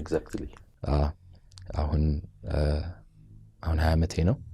ዘን 10 ዓመቴ ላይ ማለት ነው። 10 ዓመት ማለት ነው። ከ10 ወደ 11 እየሄድኩ የነበረበት ጊዜ ላይ እና እንዲህ ይላል እንግዲህ የልጅነት ጽሑፌ ስለሆነ አንድ ቀን የማሚ ስም አለ እዚህ ጋር የድሮ ስሟ። አንድ ቀን ማሚ መውጣት ፈቀደችልን ይላል። ብዙ መውጣት አይፈቀድልን ነበር ወጥተን እንድንጫወትና አንድ ቀን ማሚ መውጣት ፈቀደችልን። እኔና ዳዊት ኳስ እየተጫወትን ነበር። በቦታው ማንም አልነበረም። እኔና ዳዊት ብቻ ነበርን የምንጫወተው። አንድ ጊዜ ዳዊት ቤት ደርሼ ልምጣ ብሎ ወደ ቤት ገባ። እኔ ብቻዬን እየተጫወትኩ ቀረው። ከአንድ አቅጣጫ በለሰለሰ ድምፅ የብዙ ሰዎች ዝማሬ ሰማሁ። ዞር ስል እግዚአብሔር በዙፋኑ ላይ ሆኖ መላእክት ሲዘምሩለት አየሁ። ከዚያን እግዚአብሔር ይመስለኛል በእጁ ወደ ላይ አነሳኝ። መንግሥተ ሰማያት ይሄ ነው ብሎ አስጎበኘኝ። በመንግሥተ ሰማያት ውስጥ ያሉ ሰዎች ነጭ ጋውን መሳይ ንጹሕ ልብስ ለብሰው በደስታ ይኖራሉ። በመንግሥተ ሰማያት ውስጥ ያለው መሬት ነጭ ነው። መሬቱም ንጽሕናው በጣም የሚያንጸባርቅ ነው። ቤቶቹ ወርቅ ነበሩ። ከዛም ሲኦል ይህ ነው ብሎ አሳየኝ። እጅግ በጣም አስፈሪ ነው። ዘግናኝ፣ የሚያስጠላ ነው። በእሳት የተከበበ ቦታ ነው። እንደ መንግሥተ ሰማይ ሰላም የለም። እኔም እግዚአብሔርን ለምንድን ነው እነዚህ ሰዎች የሚሰቃዩት አልኩት። እርሱም ወንጌልን ሲሰብኩላቸው ያላገጡና የቀለዱ ናቸው። እግዚአብሔርም እኔ አንተን የጠራሁ ለሰዎች ወንጌልን እንድትሰብክ ነው ሲለኝ ሰማሁት። ከዚያም ለአንተ ያዘጋጀሁት ስፍራም ይህ ነው ብሎ ሲያሳየኝ አየሁ ይላል እና በጊዜው የተረዳሁትን እና ያየሁትን ነበር የጻፍኩትና ቃሉም የልጅነት ቃላቶች ናቸው አንዳንዶቹ። ያ ግን በውስጤ ቀረ። ይሄ ማለት 10 ዓመቴ ነው። በ6ኛ ወር የሆነ ነው። ከዛ በኋላ ወደ 11 ዓመቴ የመጣው ማለት ነው። ያ በጣም ግልጽ ነበረ። አስታውሳለሁ ቅዳሜ ለእሑድ ነበረ ይሄ ሆነ። ቅዳሜ ሌሊት ለእሑድ ነበረ የኔ መኝታ ቤት እና የነ ፋዘር መኝታ ቤት ትይዩ ነገር ነው። ይሄንን ካየው በኋላ እየሮጥኩ እጄ ነው ባቢ ነው የምለው ፋዘርን ባቢ ብዬ ይሄንን ነገርኩት እና እሱ ነው በቃ ወዲያው ጻፈው ሳትረሳው ብሎ የእሱ ደብተር ናት ይቺ ደብተሩን አንስቶ ሰጠኝ። እዛው ላይ ጻፍኩት እና በውስጤ ቀረ ያ ማለት ነው። ዶክተር በ13 ዓመቱ የአይሁድ ስርዓት አለ ብሎ የነገረኝ ነገር ነበርና ያንን እናደርግ ነበር እንከተል ነበር ብሎ ያለኝ ነገሮች ነበሩ። ለምሳሌ ባር ሚትባህ የሚባል ልጅህን የምትባረክበት የተለየ ነገር እና 13 ዓመቱ ላይ እሱን አድርገን ነበር ለሱም ለወንድም አለና እና እንዲህ አይነት ስርዓቶች ምን ያህል ጠቃሚ ናቸው? እንደገናስ ይሄንን የተቀበልከውን ነገር ወደዛ እንድታስቀጥል ምን አደረገልህ? 13 ዓመት ላይም አይ ቲንክ ከዚህ ነገር በኋላ አዳዲስ ነገሮች መሆን ጀመሩ። ታስታውስ ከነበር መጽሐፍ ቅዱስ ላይ ጌታ ኢየሱስ በ12 ዓመቱ ወደ መቅደስ ገብቶ ወላጆቹ አገኙት ይላል አይደለ? ይሄ በአይሁድ ባህል ያለ ነው። በቤተ ክርስቲያንም ከብዙ የቤተ ክርስቲያን ፋሚሊያችን ጋር ሼር የምናደርገው ነው። ልጆች ወደ 12 ወደ 13 ዓመታቸው ሲመጡ ሙሉ አዌርነስ አላቸው። በእኔም በግል ህይወቴም ብዙ ለውጥ ነበረ። የዚህ አሁን ይህንን ስትሰማው 10 ዓመቴ ላይ ነበረውና በጌታን ስቀበል በ9 ዓመቴ በ10 ዓመቴ የነበረው ብሩክና 13 ዓመቴ የነበረው ብሩክ ሙሉ ለሙሉ የተለያየ ነው። ጥቂት ብትሆነም ጊዜዋ ግን ራስን የማወቅ የሚባለው ነገር በጣም ብዙ ልዩነት አለ እና በዛ ጊዜ በአይሁድ ስርዓት አባቶች ልጆቻቸውን ይባርካሉ። ይባርኩት ደግሞ ከእንግዲህ አንተ ሙሉ ሰው ነህ የህጉ ሰው ነህ ብለው በሰው ፊት ዲክሌር ያደርጓቸዋል። ያ ማለት 12 ዓመት ሲሞላቸው ገና ህጉን ማንበብ ይጀምራሉ። ከዛ በፊት በቤተሰብ ነው የሚነበብላቸው። 12 ዓመት ሲሞላቸው ግን ህጉን ያነባሉ። ከአዋቂዎች ጋር ሆነው ያንን ጊዜ ያሳልፋሉ። ከዛ ህጉን ካወቁ በኋላ 13 ዓመታቸው ላይ አንተ የህግ ሰው ነህ ይባላል። የህግ ሰው ከሆነ በኋላ ተጠያቂ ይሆናል። ስለራሱ ስለሚያጠፋው ጥፋት ተጠያቂ ይሆናል። ስለሚወስነው ውሳኔ ተጠያቂ ይሆናል። ሙሉ ሰው ወደ መሆን ይመጣል ማለት ነው እና ያንን ባህል ወደ ቤት ወሰድን። 13 ዓመት ሲሞላኝ እኔም ወንድሜም ዴቭም እንደዛ አድርገናል። ከቤተ ክርስቲያን የተወሰኑ አገልጋዮችን ከዛ ደግሞ የተወሰኑ ቅዱሳንን ጋበዝን ወደ ቤት። ከዛ ፋዘር እኔን ባረከኝ ማለት ነው እና በባረከኝ ጊዜ ዝም ብሎ በረከት ሳይሆን አስተውሳለሁ መጽሐፍ ቅዱስ ሰጥቶኛል። መጽሐፍ ቅዱስ ያለች እና መጽሐፍ ቅዱስ የመጀመሪያው ገጽ ላይ ይህ የበረከት ቃል ነው ብሎ የዛኔ የባረከበትን በረከት አስቀመጠ እና በእንባዬክ በሚሰሙ ሁሉ ፊት የተወደድኩን የእግዚአብሔር ሞገስ በሕይወት ዘመኑ ሊከተል ለሚሰሙ ለማያዩ ሁሉ ዕረፍት ሁን።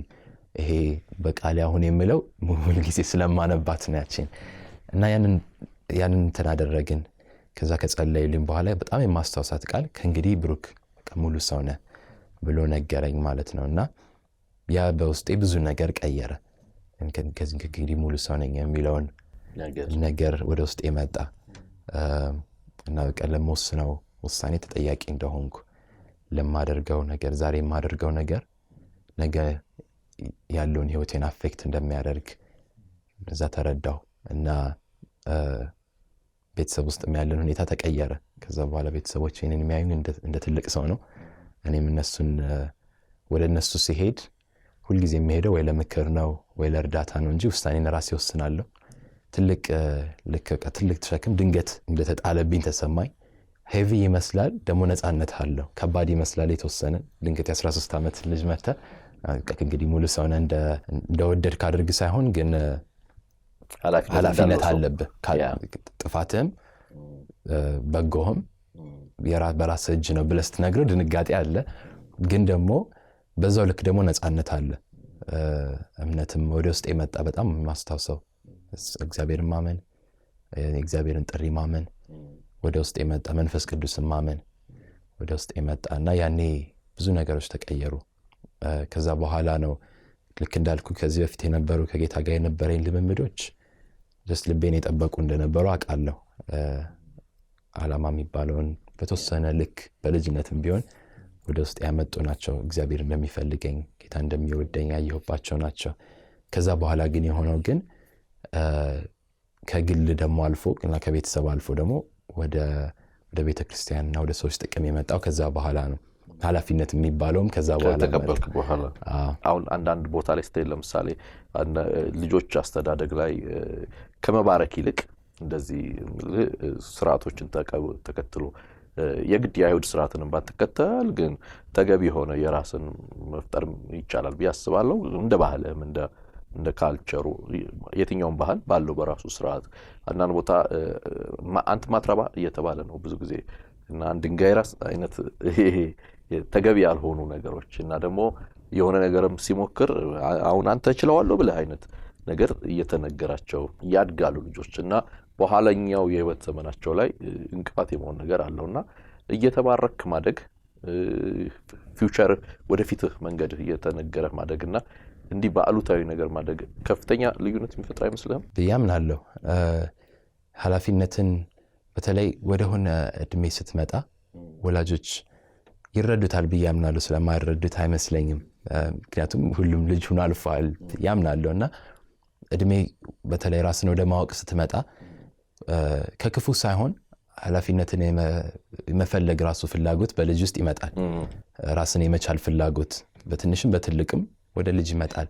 ያ ደግሞ ከሰውም ነው ብዬ አላምንም፣ እግዚአብሔራዊ ስጦታ ነው እና ያንን መቀበል ግን ካልቻልን እና ያንን ኃላፊነት ወይ ፍላጎቱ ሲመጣ ከኔ እንደ ወላጅ ወደ ልጆች ማስተላለፍ ካልተቻለ ወደ እልህኝነት ይመጣል። ከዛ በኋላ ወደ ተስፋ መቁረጥ ይመጣል እና በረከት ትልቅ ኃይል አለው ብዬ አምናለሁ። በቤተሰብ ቃል በተለይ ደግሞ በወላጆች ቃል የሚነገር በአፍ ቃል የሚነገር በልጆች ላይ ብዙ ብዙ ብዙ ለውጥ አለው። እንደ ልጅ ተቀጥቻለሁ፣ ልጅ እያለሁ አጥፍቼ አውቃለሁ በደንብ።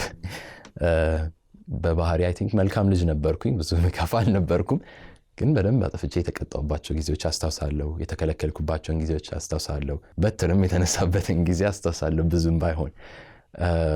ግን እዚህ ጋር ግን ስንመጣ ምንም ስለተለወጠ አይደለም። በጣም የሚገርመው ግን በረከትን መስማት በራሱ ለልጅ እኔ እንደሚመስለኝ ከወላጅ አመኔታን እንደማግኘት ትልቅ ነገር የለም። እንደ ወላጅ ልጅህን አምንብሃለሁ ካልከው ብዙ ነገር ይቀይራል።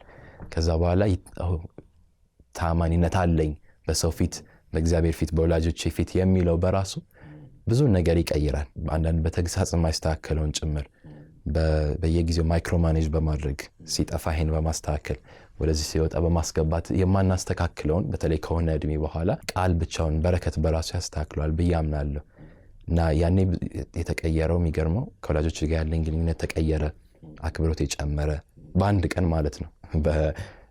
ዝም ብሎ በዛ ስርዓት መሆኑ ማለት ሳይሆን ያው ብዙ የተማርነው ብዙ በቤት ውስጥ ያለን ባህል አለ። ግን ያቺን ቀን ግን በቤተሰባችን ውስጥ ትልቅ መሆኗ ከእንግዲህ ይህ ነህ ተብሎ መባረክ በራሱ ቤተሰቦች የማይበት ከዚህ በኋላ ወላጆቼ ናቸው ማከብራቸው፣ እርዳታ መጠይቃቸው፣ ከላይ ሆነው ከበር የሚያደርጉኝ ናቸው የሚለው ሐሳብ መጣ። ከዛ ከወንድሜም ጋር ከዴቭ ጋር ያለኝ ግንኙነት ተለወጠ።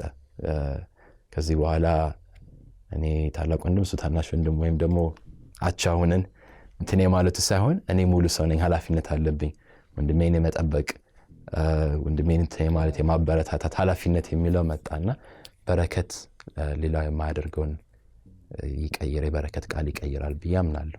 የእናንተም ቴሌቪዥን ጣቢያ ላይ ለምሳሌ ሲኤምቲቪ ላይ አንተ ስታገለግል የሚመለከቱ ሰዎች ምክንያቱም በትንቢቱም እናነሳቸዋለን አንዳንዶቹን በትንቢቱም በቃል አስተምሮም በተለያየ ቦታ ላይ ስታገለግል የጀመርከው ቅድም እንዳልከኝ 13 አካባቢ እድሜ ላይ ነውና የሚከታተሉ ሰዎች ከሚያነሷቸው ሀሳቦች አንዱ እኛም ከጥያቄ ከሚሆንብን ነገሮች አንዱ ያለ እድሜው በጣም ትልቅ ሰው እየሆነ ነው አይነት ስሜት። እንደ ልጅ አያድግም እንዴ እንደ ልጅ አይሆንም እንዴ የሚባሉ ጉዳዮች ይነሳሉ። ከዛ አንፃር ወደ ኋላ ልውሰድህ፣ ልጅነትህ ላይ የነበረህን ነገር እንደ ልጅ የመጫወት እንደ ልጅ የማደግ ልጅ የመሆን እድል ነበረ? በጣም ምክንያቱም የምናውቅ አሁን ትልቅ ሰው ሆንክ። አሁንም ቢሆን በቅርብ ያሉ ብዙ ወገኖች ያውቃሉ ብዬ አምናለሁ። ቤተክርስቲያን አብረውን ያሉ የተወሰኑ ቤተሰቦች ያውቃሉ። ከዛ አልፎ ደግሞ ህይወታችን የዋሻ ውስጥ ብቻ አይደለምና ትምህርት ቤት አብረውኝ የተማሩ ይሄን ያስታውሳሉ ብዬ አምናለሁ በተለያየ እድሜ። እና ልጅ እያለሁ ሙዚቃ ወድ ነበረ፣ ሙዚቃ መሳሪያዎችን መጫወት እና በልጅነቴ ነው ፒያኖ መጫወት የጀመርኩት። ምናልባት በ7 ዓመቴ አካባቢ ቫዮሊን እጫወት ነበረ፣ ጊታር እጫወት ነበረ እና ብዙ የሙዚቃ መሳሪያዎችን ከልጅነት ጀምሮ እጫወት ነበረ። ከዛ አልፎ ደግሞ እግር ኳስ በጣም መወድበት ጊዜ ነበር የተወሰነች ጊዜ። ያ በጣም በልጅነቴ የነበረው እግር ኳስ በጣም እጫወት ነበረ። ከዛ በፊት በነበረው ደግሞ ከቤተሰብ ጋር በጣም እንጫወታለን አብረን፣ ከብራዘርም ጋር ከጓደኞችም ጋር እንደዛው። ከዛ ወደ ላይ ደግሞ ወደ ሃይ ስኩል ወደ ነበረው ጊዜ ደግሞ ስንመጣም እንደዚሁ ኳስን እንደገና ከጣልኩበት ያነሳውበት ጊዜ ነበር። ኳስ መልሼ መጫወት የጀመርኩበት ጊዜ ነበር። ባስኬትቦል እጫወት ነበረ። ሩጫ ወዳለሁ፣ እስካሁን ድረስ ሮጣለሁ። ስለዚህ እንደ ልጅ ሚስ ያደረኩት ነገር አለ ብዬ አላስብም። ጓደኞች አሉኝ እንደማንም ሰው፣ የትምህርት ቤት ጓደኞች አሉኝ፣ የቤተክርስቲያን ጓደኞች አሉኝ፣ በተለያየ እድሜ ብዙ ጓደኞች አሉኝ። ከዛ አልፎ ደግሞ መጫወተውን ደግሞ ያለምንም ሪስትሪክሽን ከቤተሰብም ጋር ከሰውም ጋር እንትላለሁ እና በባህሪም እንደዚህ ምናልባት ስታይን ካልሆነ ተግባቢ ነኝ በጣም። ሻይም ስጠጣ ስታስቀን እንዲህ ቀልድ የመፍጠር ነገርህ ምናምን ደስ ይላል። ምናልባት በርቀት የሚመለከቱ ቅድም እንዳልከው ካልሆነ በስተቀር ግን አሁን ትንሽ ፈንም ብናደርግ ደስ ይለኛል። ለምሳሌ ኳስ ጨዋታ ብዙ ንግግር ያለው ጨዋታ ይመስለኛል። እኔ አንድ ጊዜ የአገልጋዮች እንደዚህ አይነት ገብቼ እንደዚህ ኳስ እንደዚህ ነው እንዲህ ብዬ ትንሽ ያየሁበት ነገር አለ። ብዙ ንግግር አለው። 11 ሰዎች ናቸው የሚሮጡት። ስህተት ትሰራለህ፣ አንተ ምናምን መባል ምናምን ነገር ይኖረዋል። አንተ ደግሞ አገልግሎት አለ፣ ከዛ ደግሞ ትጫወታለህ። ለአገልጋይ ደግሞ የሆነ መንፈሳዊ የምንሰጠው አይነት እንትን አለና ሲሉ ትንሽ ግራ አይልም? እነሱ ሳልከበዳቸውም እንደው እንዲህ አይነት አብሯቸው ሲጫወት ለብዙ ሰው ጥያቄ የሆነበት ብዬ ማስታወሰው በተለይ ለአብሮኝ ለተማሩ ለጓደኞቼ ወደ አገልግሎት ከመምጣቴ በፊት የነበረው ጊዜ አለ። ባህሪ ምንም አልተለወጠም ማለት እውነት ለመናገር ከመጥፎ ባህሪ ወደ ጥሩ ባህሪ የመጣው ልጅ አይደለሁም፣ ወይም ምንም የተቀየረ ነገር የለም እና ልጅም እያለሁ እንደዚህ ነኝ፣ አሁንም እንደዚህ ነኝ። የተረዳኛል ወደፊትም እንዲሆን ይኖራለሁ። ለእነሱ ምንም የተለወጠ ነገር ያለ አይመስለኝም። ብዙ አማኝ ጓደኞች አሉኝ፣ በዛው ልክ ብዙ ማያምኑ ጓደኞች ነበሩኝ። ማለት ጓደኛ ማለቴ ሙሉ ለሙሉ በጣም ቅርብ የሆነ ግንኙነት ሳይሆን ሩጫ ከሆነ አብረህ የምትሳተፈው አይነት ነገር እና ያ ሰው የሚያውቅ እንደ ነብይ ብሩክ ሳይሆን እንደ ኳስ ተጫዋች እና ከኔ ፊት ይጣላል፣ ሰው ይደባደባል፣ ሊሰድብም ይችላል፣ ይሳደባል። ግን ያው ሪስፖንሱ ከኔ ሳይድ እንደዛ አይደለም እና ሁሌ በፍቅር መልሳለሁ። እንደ ተፈጥሮ ባህሪም ደግሞ ተግባቢ ነኝ፣ እስቃለሁ። ብዙ ኮሳተር አይመስለኝም፣ ማለቅስም አይመስለኝም። እንደዛ ይሆናል። ኳስ እየተጫወትን ድብድብ የተነሳባቸውን ጊዜዎች አስታውሳለሁ። በጊዜው ደግሞ ምንድነው ሲቹዌሽናል ያዌራ ያልሆንኩበት ጊዜዎች አሉና ከድብድብ መሀል በዋነት ገብቼ የተመታውበት ጊዜ ሁሉ አስታውሳለሁ። ከትምህርት ቤት ልብሴ ሁሉ ተቀዶ የተመለስኩበትን ጊዜ አስታውሳለሁ። ኳስ እየተጫወትን ድብድብ ተነስቶ ራሴን መከላከል አቅቶኝ በመሃል ቆሜ ሌላ ሰው ሊመታ ሲል ሌላ ሰው የተሰነዘረው የደረሰብኝ ጊዜ ሁሉ አስታውሳለሁ። እንደዚህም ወድቄ የተጎዳሁባቸው ጊዜዎች አስታውሳለሁ። ምን ለማለት ነው ግን ያ ዋናው ጌታን እስከወደድን ድረስ እግዚአብሔርን መፍራት እስካለ ድረስ አይ ቲንክ እግዚአብሔርን መፍራትና ጌታን መውደድ የበለጠ ሰውን ወደ መውደድ ነው እንጂ የሚመራን ከሰው ወደ መለየት አይደለም የሚመራን። እና ማናደርጋቸው ነገሮች አሉ። ያ ደግሞ ዋናው ልባችንን የሚሰርቀውን ነገር አናደርግም፣ እግዚአብሔር የሚያሳዝንን ነገር አናደርግም፣ ከክፉዎች ጋር አብረን ክፋትን አናደርግም። ግን ደግሞ ከማህበረሰብ ደግሞ አይ ቲንክ ራሳችን አናወጣም። ከጌታ የምናየው ነው። ከቀራጮች ጋር ከመንዝሮች ጋር በልቷል። ከነሱ ጋር መተባበሩ ሳይሆን ግን እግዚአብሔርን መፍራት እግዚአብሔርን መውደድ የሚገፋን ወደ ሰው ፍቅር ነው ብዬ አምናለሁ። እና ያ በልጅነቴ እንዲያውም ነበረ ጨዋታ ከመውደድም ሌላውንም ከመውደድ ነው የነበረው። እያደግኩ ግን ጌታን እያወቅኩ ሲመጣ ግን እየበለጠ ነው የመጣው።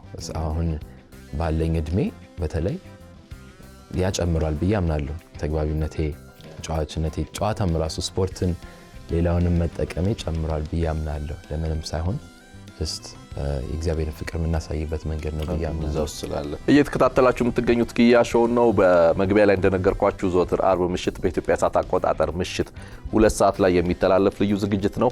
እስካሁን እየተከታተላችሁን ካላችሁን ወዳችሁናል ማለት ነው። ስለዚህ ሰብስክራይብ ሳታረጉ የደወል ምልክቱን ሳትጫኑ ለሌሎች እንዲደርስ ሼር ሳታረጉ ኮሜንት ሳታረጉ እንዳትወጡ እንደ ቤተሰብ አደራ ልላችሁ ፈልጋለሁ። ከነቢይ ብሩክ ጋር እያደረግን ያለነው ቆይታ አልተጠናቀቀም። ካፍታ ቆይታ በኋላ ተመልሰን ከእናንተ ጋር ቆይታችንን እንቀጥላለን። እስከዛ እናንተ ይሄንን የእረፍት ጊዜ ለነዚህ ዓላማዎች ልትጠቀሙ ትችላላችሁ። በነገራችን ላይ ስክሪኑ ላይ ያለውን የቴሌግራም ግሩፕ ቻናል ጆይን ካረጋችሁ ከዩቲዩብ ባሻገር ያሉ ሌሎች መንፈሳዊ ዝግጅቶችን ከኛ ጋር እንደ ኤክሌሲያ ሚዲያ መከታተል እንድትችሉ እድሉን ይፈጥርላችኋል። ስለዚህ ካፍታ ቆይታ በኋላ ተመልሰን በተለያዩ ሀገራዊ መሆኑ የመንፈሳዊ አገልግሎት ቆይታዎች ላይ አብረን እንቆያለን። አብራችሁን ቆዩ፣ የትም እንዳትሄዱ።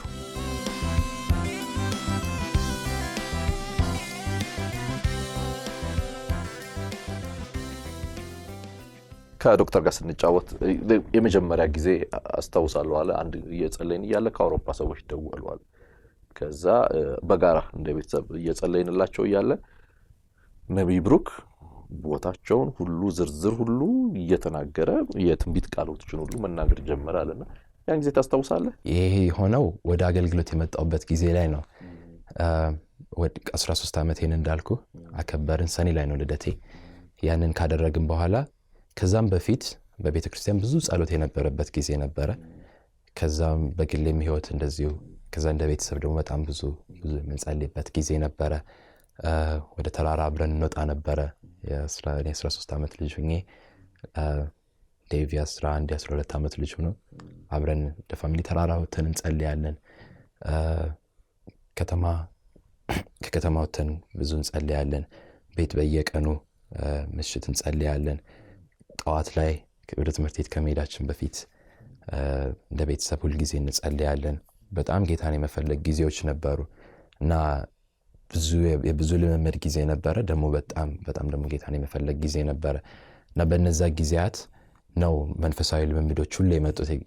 በመንፈስ ቅዱስ የመሞላት ከዛ በኋላ የመንፈስ ቅዱስ ስጦታ በተለይ ደግሞ የትንቢት የእውቀት ቃል እነዚህ ስጦታዎች መስራት የጀመሩበት ጊዜ ያ ነው እና ወደ ይሄ ጊዜ ሆነው ወደ አገልግሎት ወደ ህዝብ ፊት ከመምጣቴ በፊት መጽሐፍ ቅዱስ አንደኛ ቆሮንቶስ ምዕራፍ 14 ላይ ቁጥር 28 እና 29 ላይ ይናገራል አይደለ? ትንቢትን ነቢያት 2-3 ሆነው ይናገሩ ሌሎች ደግሞ ይለዩአቸው ይላልና የመለየት ጊዜ ነበረ ብዬ አምናለሁ። እና የመጀመሪያው ይሄ ከመሆኑ በፊት ከዚህ ከስልክ ጥሪዎቹ በፊት ማስታወሰው ሰኔ መጨረሻ ላይ ወይም ሐምሌ መጀመሪያ ላይ ቤተክርስቲያን እየተጸለየ ከእግዚአብሔር ቃል ጊዜ በኋላ በነበረው የጸሎት ሰዓት ላይ እግዚአብሔር ስለ አንዲት ተናገረኝ እና ሄጄ ለፓስተር ነገርኩት እና ባቢ ነው የምለው። ከዛ ሄጄ ባቢ አገልግሎት እንዳለቀ ፕሮግራም እንዳለቀ ሄጄ ባቢ ዛሬ እኮ ስትጸልይ እንዲህ ተሰማኝ። ከዛ ደግሞ እንደዚህ አየው እና ሴትዮዋን ደግሞ ያቺን እህት ጉባኤ ውስጥ አየዋት። ካየሁት በኋላ ያን ራእይ ካየሁ በኋላ እሷን አየዋት ጉባኤ ውስጥ እና ስለሷ እግዚአብሔር የተናገረኝ ይመስለኛል ብዬ ነገርኩት እና ኦኬ ጥሩ ነው ጻፈው የበለጠ ጸልይ። ቀጣይ ሳምንት ግን ይሄ ከሆነ ጉባኤ ላይ ሲሆን አጠብቅ እስከ መጨረሻ መተ ጉባኤ ላይ ንገረኝ አለኝ። እሺ አልኩኝ።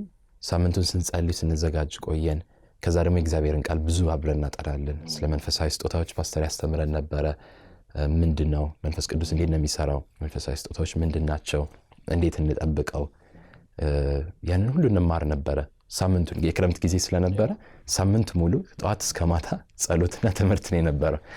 ያቺ ልዩ ጊዜ ነበረችና በሳምንቱ ቤተክርስቲያን ላይ ልክ እንደዚህ ተመሳሳይ ራእይ ያየው። ከዛ እግዚአብሔርን ድምጽ ሰማው እና ሂጅ አሁንም ሮጬ ያኔ 13 ዓመቴ ነው እንደ ልጅ ነው ሮጬ ባቢ ብዬ ከጸሎት መሃል ፓስተርን ይዤው ባቢ እንደዚህ ያያው አልኩት።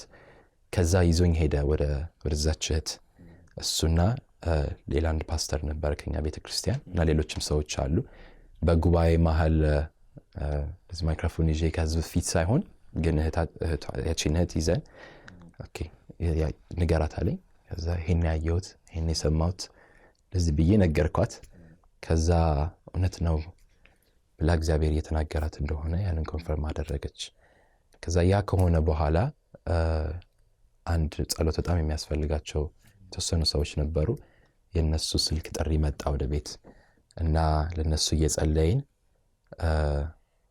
አውሮፓ ውስጥ አንድ ሀገር ውስጥ የሚኖሩ ናቸው። ፋሚሊ ነው።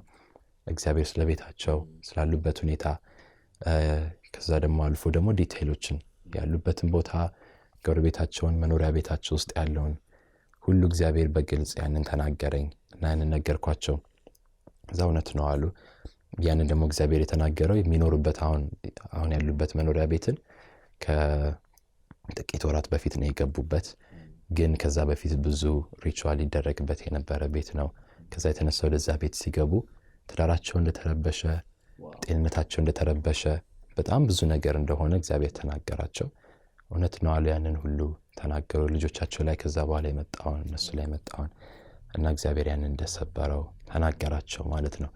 እና ይሄ ነበረ። ከዛ ደግሞ ተከታታይ ይሄ ብቻ ሳይሆን በጣም እጅግ በጣም ተከታታይ ብዙ ጉባኤ ላይ ያልነበረ ግን ደግሞ በቤተክርስቲያን ውስጥ ህዝቡ ያላየው ግን ደግሞ ቤተክርስቲያን ውስጥ የነበረ በአገልግሎቶች ላይ ነበረ ብዙ ኤክስፒሪየንስ ነበረ።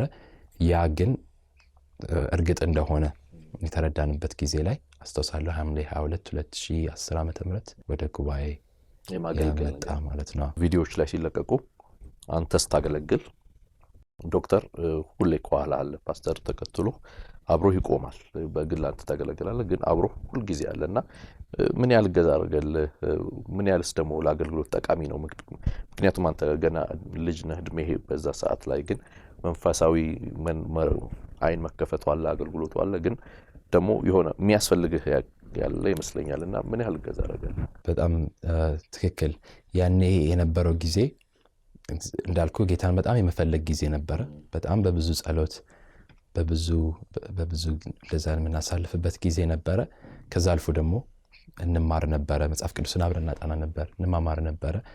ግን የትንቢት የመንፈስ ቅዱስ ስጦታዎች ደግሞ በዋነኝነት የትንቢት እና የእውቀት ቃል ስጦታዎች ሊለዩ የሚገባቸው ናቸው። ያንን ነው መጽሐፍ ቅዱስ የሚያሳየን። በተለይ ደግሞ አንደኛ ቆሮንቶስ ላይ ያንን እንመለከታለን። እና ያ ማለት መለየት ማለት ከተናጋሪው ውጭ የሆነ ሰው በዛ ስሜት ውስጥ የሌለ በዛ ምክንያቱም ኢሞሽንን ሁሉ ኮንትሮል ሊያደርገው ይችላል። ያንን ነቢያትን በመጽሐፍ ቅዱስ እናያለናል። እግዚአብሔር ሲናገራቸው ያለቅሳሉ ወይ ይደነግጣሉ ወይ ይፈራሉ።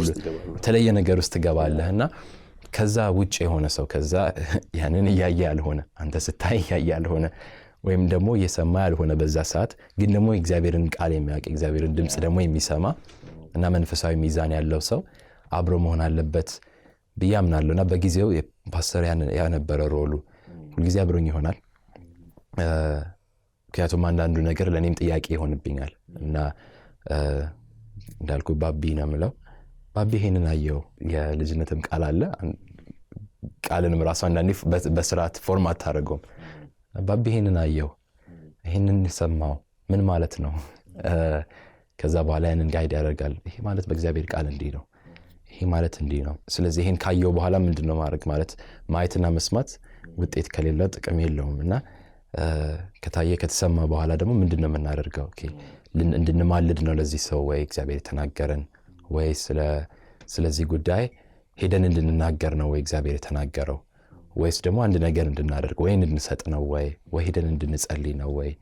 ያንን ከስጦታው ያለፈ ደግሞ አፕሊኬሽንን እና ደግሞ መስመርን ማሳየት የሚለውን ሁልጊዜ አስተሳሰብ በማገለግል ጊዜ ሁሌ ከጎኔ ይሆናል ወይ ከጀርባዬ ይሆናል።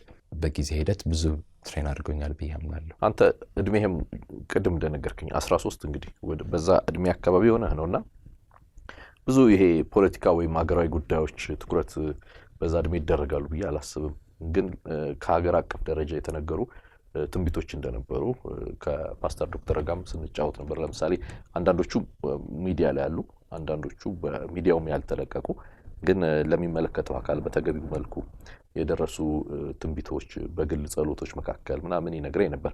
ከዛ መካከል ለምሳሌ አንዱ የቀድሞ ጠቅላይ ሚኒስትር ክቡር ኃይለማርያም ደሳለኝ ከስልጣን እንደሚወርዱ ተናግሮን ጸልየንበታል ሁሉ ብሎ ነበርና ይሄን ታስታውሳለህ? ወደ አገልግሎት እንደዚህ ከመምጣቴ በፊት ብዙ ጊዜ አሳልፈናል። የእግዚአብሔርን ድምፅ ይሄ የሚታየው የሚሰማው ምንድነው የሚለውን የመመዘን የማየት ብዙ ጊዜ አሳልፈናልና በዛ ጊዜ አንድ ቀን እንዳልኩ የኔ ክፍልና የነፋዘር መኝታ ቤት ትይዩ ነው እና በጋራ ስንጸልይ ሁሌ የነሱ ክፍል እንሆናለን በግል። ከዛ ስንጸልይ ደግሞ ወደ እኔ ክፍል እገመጣለሁ፣ እነሱ እዛ ይሆናሉ እና ያንን እግዚአብሔር ተናገረን እና በጊዜው የነበሩት ጠቅላይ ሚኒስትር የስልጣን ጊዜያቸው እንዳበቃ በቅርቡ እንደሚለቁ እግዚአብሔር ተናገረን እና ተነስቼ የሮጥኩኝ ወደ እነሱ ክፍል አንኳኩቼ ባቢ ብዬ ያንን ነገርኩት እና ጸለይን። ድንጋጤው አለ፣ ምክንያቱም በጊዜው ፖለቲካንም ያልረዳም፣ ግን ደግሞ በጊዜው ምንም ያልነበረበት ጊዜ ነው። እንደ አይነት ሀሳቦችም ያልነበረበት በጣም እርሊ ጊዜ ነው። ያ ሆነ። ግን በሁለት ቀኑ ወይም በሶስት ቀኑ ግን ግልጽ የሆነ አንድን ቪዥን አየው እና በዛ ቪዥን የኢትዮጵያ ባንዲራ እንደ ችቦ ሆኖ ከሰሜኑ የሀገራችን ክፍል በሰዎች ተይዞ ወደ ታች እየመጣ ሄደና ወደ አዲስ አበባ እየቀረበ በመጣ ጊዜ ግን በጊዜው የማስታወሳቸው አቶ አባዱላ የሚባሉ ባለስልጣን አሉ። ፖለቲካ ባላቅም የማቃቸው ባለስልጣን እሳቸው ነበሩ እና የተወሰነ ጠቅላይ ሚኒስትሩና ከዛ ያለፈ ብዙ አላቅም ነበር አስታውሳለሁ። እና እሳቸው ያንን ችቦ ተቀብለው ከአዲስ አበባ አልፈው እንደገና ደግሞ ወደ ኦሮሚያ ክልል ይዘውት ሲሄዱ አየው። ይሄ የመጀመሪያው ፕሮፌሲ በመጣ በሁለተኛው ቀኑ ማለት ነው። እና ሄጄ ነገርኩት፣ ባቢ ዛሬ ደግሞ ይሄንን አየው አልኩኝ። ጸለይን እና ያንን ሄደን ለቤተ ክርስቲያን ለጥቂት ሰዎች ሼር አደረግን፣ ለአገልጋዮች ለመሪዎች ፓስተር ያንን ሼር አደረገ። መጸለይ ያለብን ጊዜ ነው። ከዛም በፊት ደግሞ እሱን እግዚአብሔር የተናገረው ነገር ነበረና ሀገራችን ላይ ለውጥ ሊመጣ ያለበት ጊዜ ነው፣ እስቲ እንጸልይ ለሀገር ተብለን ያንን ጸሎት ጀመርን እና ከጥቂት ወራት በኋላ ወሬዎች መወራት ጀመሩ። የፖለቲካ ቼንጅ ወሬዎች መወራት ጀመሩ። ከዛ አንድ ቀን በድንገት የጠቅላይ ሚኒስትሩን ስልጣን መልቀቅ ሰማን እና ያ ከሆነ ከጥቂት ጊዜያት በኋላ ግን ሀገራዊ ትንቢቶቹም ለኛ ብቻ ከዚህ በኋላ እኛ ብቻ የምንጸልይበት ቤተክርስቲያን ብቻ ይዘ ነው በጥቂት ወንድሞች ውስጥ የሚሆን ሳይሆን እግዚአብሔር ደግሞ ወደ ሌላው ወደ ህዝብ እንድናወጣው እና ደግሞ ህዝብ እንዲማልበት ህዝብ እንዲጸልይበት መንገድ አቅጣጫን እንዲረዳበት እየሰጠን እንደሆነ ቴስት አድርገን ያንን ያወቅን ጊዜ ደግሞ ከዛ በኋላ ያሉት ትንቢቶች ወደ ህዝብ ወደ አደባባይ መጥተዋል። የተወሰኑት ሚዲያ ላይ ያሉ አንዳንዶቹን ነው የምልህ። ያው ሚዲያው ኮንትሮቨርሻል ስለሆነ አሁን እኛ ከማነጽ አንግል ነው የምናነሳቸውና አንዳንዶቹን አናነሳቸውም እዚህ፣ ምክንያቱም ወጥተው ብዙ እንትን እንዳያደርጉ። ነገር ግን የተፈጸሙ የሚመለከታቸውም አካላቶች ጋር ብዙ የደረሱ ትንቢቶችን ስላሉ ማለት ነው በግል በነበሩ የጸሎት ቆይታዎች። ግን አሁን አንደኛው ለምሳሌ በሚዲያም የተለቀቀ በቴሌቪዥን ዩቲዩብም እናንተ ጋር የተጫና አለ። ለምሳሌ ገዢው ፓርቲ አሁን የሚመራን ፓርቲ አለ፣ ራሱን የቻለ ትልቅ ፓርቲ ብልጽግና ፓርቲ የሚባል። ግን ይሄ ከመመስረቱ በፊት ኢህአዴግ የሚባለው ፓርቲ የአራቱ ጥምረት ይመራ በነበረበት ወቅት ብልጽግና እንደሚመጣ ተናግረህ ነበር። እሱ አይ ቲንክ ሚዲያም ላይ አለ። በጊዜው የነበረው ምንድነው እግዚአብሔር የተናገረን የጊዜው ጠቅላይ ሚኒስትር ያሁኑ ጠቅላይ ሚኒስትር የጦርነትን በር ሲዘጉ ከዛ በኋላ ደግሞ ሌላ በር ከከፈቱ በኋላ ከእንግዲህ እንበለጽጋለን ብለው ለህዝብ ሲናገሩ ያንን አየ እና ያንን መጥቼ ለጉባኤያችን እሑድ ላይ ተናገርኩኝ። ወደ ሚዲያ ወጣ እና አብረን ጸለይን። ከዛ በኋላ እግዚአብሔር ምንድነው የጦርነት በር መዘጋት ምንድነው ደግሞ ይሄ ብልጽግና ተብሎ የተከፈተው በር ምንድነው የሚለውን እግዚአብሔር እንደመላክተን ጸለይን። ከጥቂት ጊዜ በኋላ በጊዜው የኤርትራና የኢትዮጵያ ጦርነት ለረጅም ጊዜያት ስቲል እየሄደ የነበረበት ጊዜ ነበረ። ያ በር ተዘጋ በጊዜው ወደ ስምምነት ወደዛ የተመጣ ድንገት እነዛ ነገሮች ሆኑ። ከዛ ጥቂት ጊዜ አልቆየም ይመራ የነበረው ፓርቲ ብልጽግና ፓርቲ የሚል አዲስ ስያሜን ያዘ እና ያ ትንቢት ተፈጸመ ማለት ነው። ከዛም በኋላ የነበሩት ተከታታይ የዛ ፎሎ አፕ ትንቢቶች ነበሩ። የተወሰኑት ሚዲያ ላይ አሉ፣ ሌሎች የሌሉም አሉ። እነዛ ሁሉ በተከታታይ ተፈጸሙ። ምክንያቱም ይሄንን አንዳንዶቹ ነገሮች ሳይ ከአንተ እድሜ ጋር የፖለቲካ እውቀት አንዳንዶቹ በተለይ አሁን እዚህ ጋር ማናነሳቸው በጣም እግዚአብሔራዊ ንክኪዎች እንዳሏቸው የሚያሳዩ አሉ። ላነሳልህ የምፈልገው ግን ነገር አለ።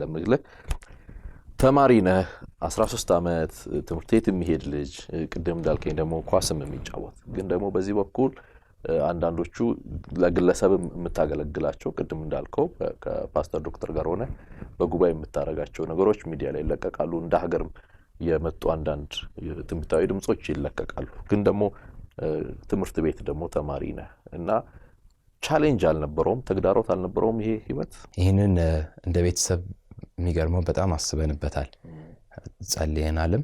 እንደገና አንድ ላይ የወሰንበት ነገር ነው። ወደ ውሳኔ የመጣንበት ጊዜ ነው። ብዙ ጥያቄዎች ነበሩ በጊዜው የማስታውሰው። ኢቭን በቅርብም ያሉ ሰዎች ከምንም ሳይሆን ከመውደድ ከመሳሳት ብዙ ምክሮችን ሰጥተውናል።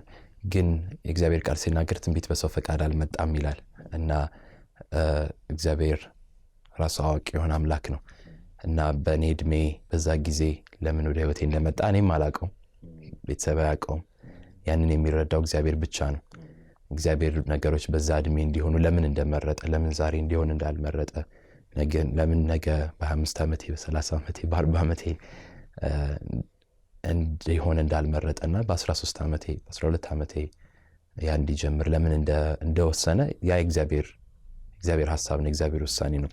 እኛ ማድረግ የምንችለው እንደ ግለሰብ፣ ቤተሰብ እንደ ቤተሰብ እና ደግሞ ከዛ ሲያልፍ ደግሞ ቤተክርስቲያን እንደ ቤተክርስቲያን ከእግዚአብሔር ጋር አንድ መስማማት፣ ከዛ በኋላ ግን ዋጋ ቢያስከፍል የተወሰነ ዋጋ መክፈል፣ ከዛ አልፎ ግን መጠበቅ የሚያስፈልገውን ነገር መጠበቅ እንዳለብን ወሰንን። እዛ ወደዛ መጣ። የተወሰኑ ቻሌንጆች ነበሩ። ሰው ሁሉ ያንን አይረዳውም።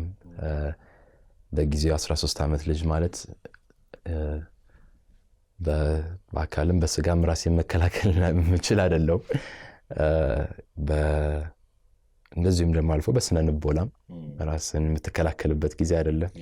ሰው ቃላት ሊናገር ይችላል። ኢቨን ፊዚካሊም ልትሰጋ ትችላለህ። ወጥተህ ስትሄድ ትምህርት ሄዶ ውሎ መምጣት ራሱ ሀሳብ የነበረባቸው ጊዜያት ትዝ ይሉኛል። በተለይ የተወሰኑ ወራት በጣም በጣም እጅግ ቻሌንጅ የነበረባቸው ጊዜያት ነበሩ። የ8ኛ ክፍል ተማሪ ነበርኩ በጊዜው። 7ኛ ክፍል 8ኛ ክፍል ተማሪ ነበርኩ። ያልፎ ወደ ሃይ ስኩል እስክመጣ ድረስ ግን እንደ ቤተሰብ በተለይ ብዙ ዋጋ የከፈልንባቸው ጊዜዎች አሉ። ጓደኝነቶቼም የተወሰኑ ሼክ የሆኑበት ጊዜ ነበረ። ትምህርት ቤት አካባቢ እንደዚህም ከሰው ጋር ያለውም ነገር ልክ እግዚአብሔርን ጸጋ ሴሌብሬት አድርጎ ደስ ብሎት እንደሚባረክ እንዳለ ሰው ሁሉ ደግሞ ጥያቄ የሚፈጠርበት ያንን ደግሞ የማይቀበል ይኖራል።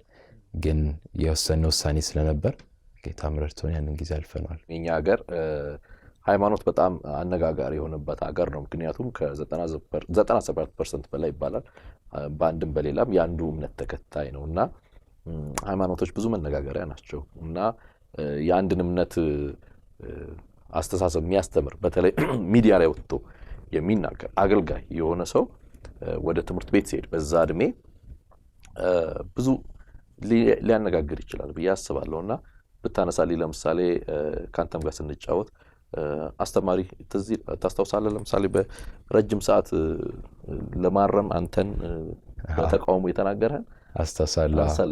የ8ኛ ክፍል ተማሪ ሆኜ ነው። በጣም ወዶ አስተማሪ ነው። እስካሁንም ድረስ በጣም ወዶ በጣም ማከብረው አስተማሪ ነው። 7ኛ ክፍል 8ኛ ክፍል አስተምሮኛል።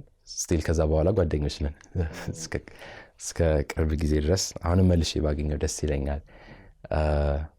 ግን በጊዜው አስታውሳለሁ ከክፍል ፊት 8ኛ ክፍል ላይ ያለው ያንን ሲናገር አስታውሳለሁ ጊዜ ወስዶ እና ከዛም አልፎ ደግሞ ሰዎች ብዙ ነገር ይናገራሉ።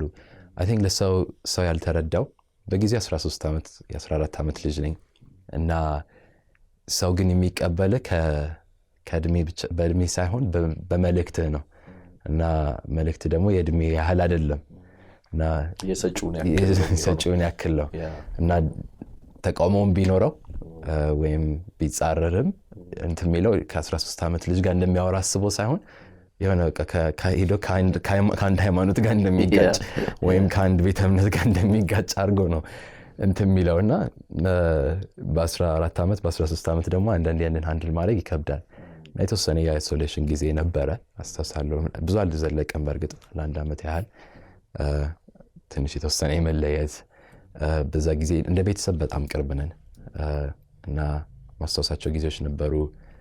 ፋዘር ፓስተር ትምህርት ቤት ይመጣ ነበረ፣ ምሳ አብረን እንበላለን። ትምህርት ቤት መጥቶ የምሳ ሰዓቴን ከሱ ጋር ማሳልፍበት ጊዜ ነበር። ከዛ የተወሰነው ቀማሚ ትመጣለች። ከዛ ደግሞ ወንድሜም አለ፣ አብረን ጊዜ እናሳልፋለን። ለዛ ጊዜዎች ትዝ ይሉኛል። እንዴት አለፍካቸው? አሁን ለምሳሌ እኔን የሚከታተሉ ወጣቶች ሊኖሩ ይችላሉ። ጥሪ ውስጣቸው የሚብላላ እና እንዴት አለፍካቸው እነዛን የተግዳሮት ጊዜያቶች? የማምነው እኔ የመጀመሪያ ቤተሰብ ትልቅ አስተዋጽኦ ነበረ። እዛ ላይ ብዙ እርዳታ ከቤተሰብ የሚፈለግበት ጊዜ ነበረ እና ብዙ ውሳኔዎችን እንዲወስኑ አስገድዷቸዋል ብዬ አምናለሁ። ጊዜያቸውን በተመለከተ የሚያደርጉትን ነገር በተመለከተ ግን እንደ ግል ግን ያው የተወሰነ ዋጋ የምከፍልበት ጊዜ ነው። ግን አጭር ጊዜ ናት።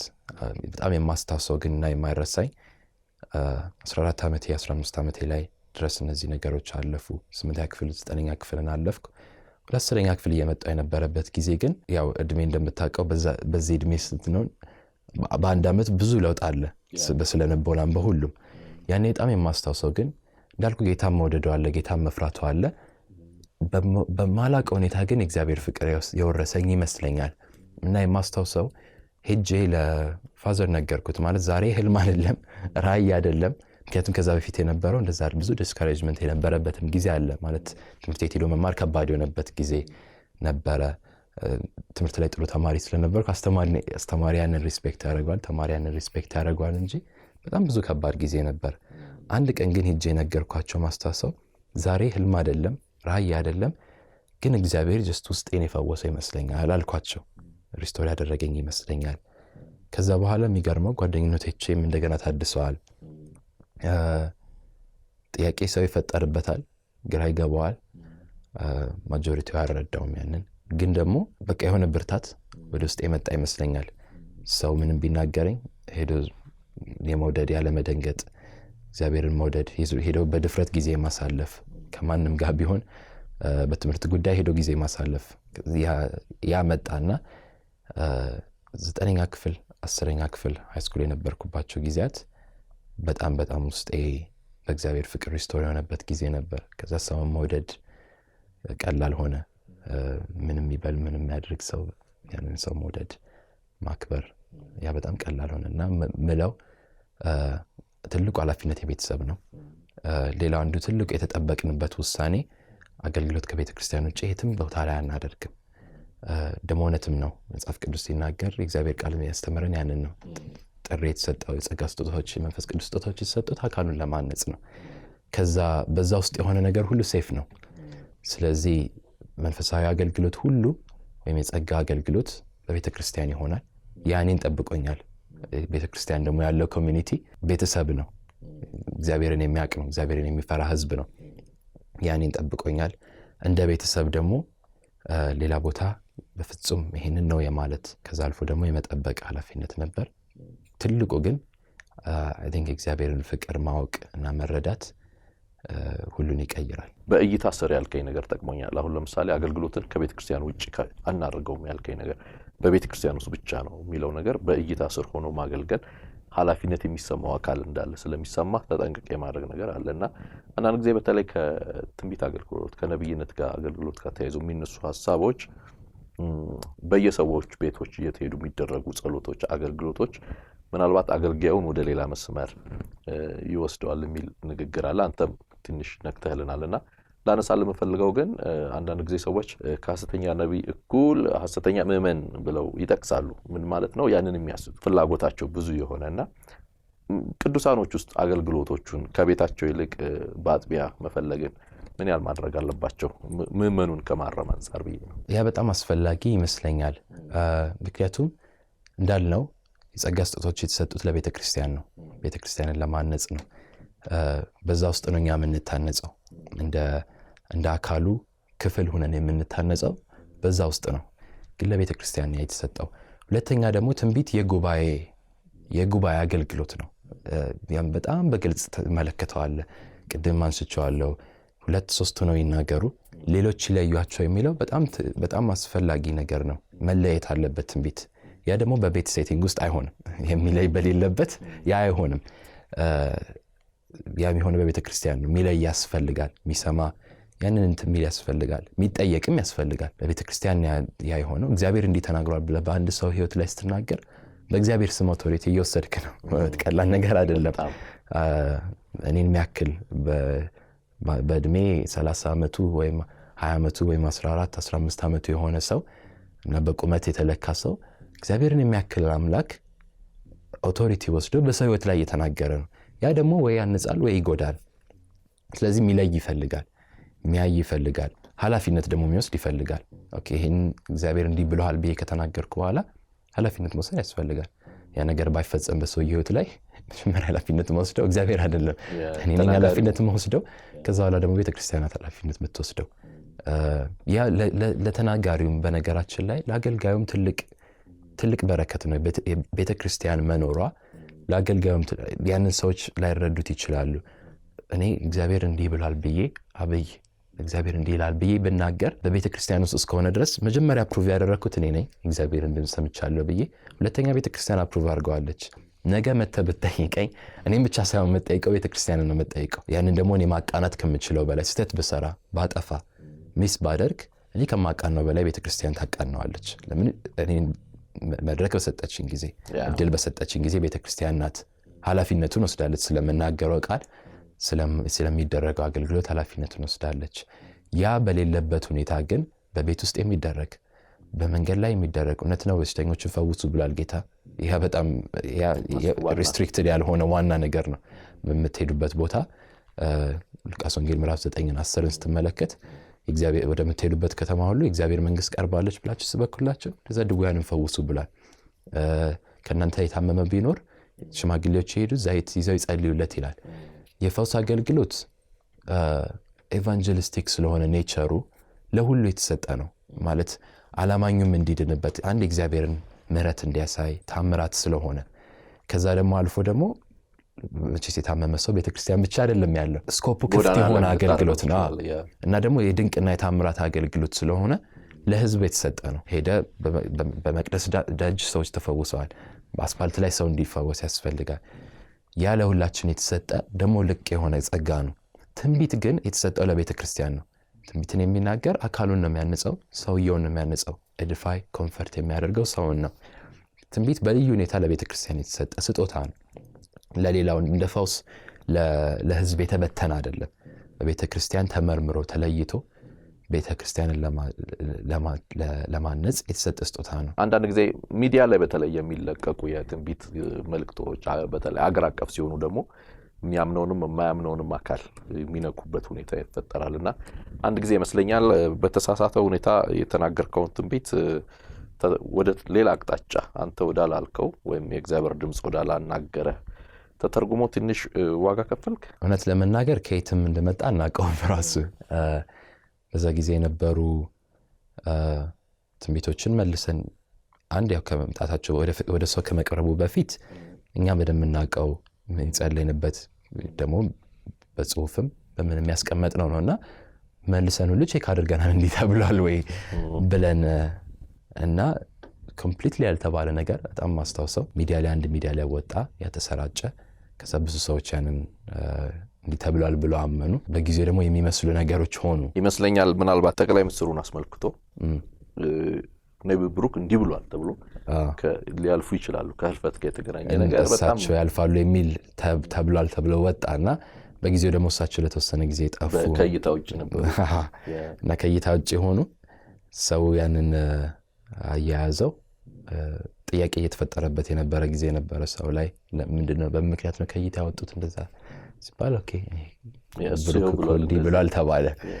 እና ያ ቅድም እንዳልኩ ብዙ ሰው ደስ የሚል ቀና እግዚአብሔርን ስራ ሪስፔክት የሚያደርግ ሰው እንዳለ ሁሉ ደግሞ ያንንም በዛም ሪስፔክት የማያደርግ በዛም አልፎ ደግሞ እያወራ እየተናገረ ያለው ስለ 15 ዓመት ልጅ ስለ 14 ዓመት ልጅ እንደሆነም ደግሞ ማያስብ ሳለ ይመስለኛልና በጊዜው ብዙ ነገር ይዞ መጥቷል።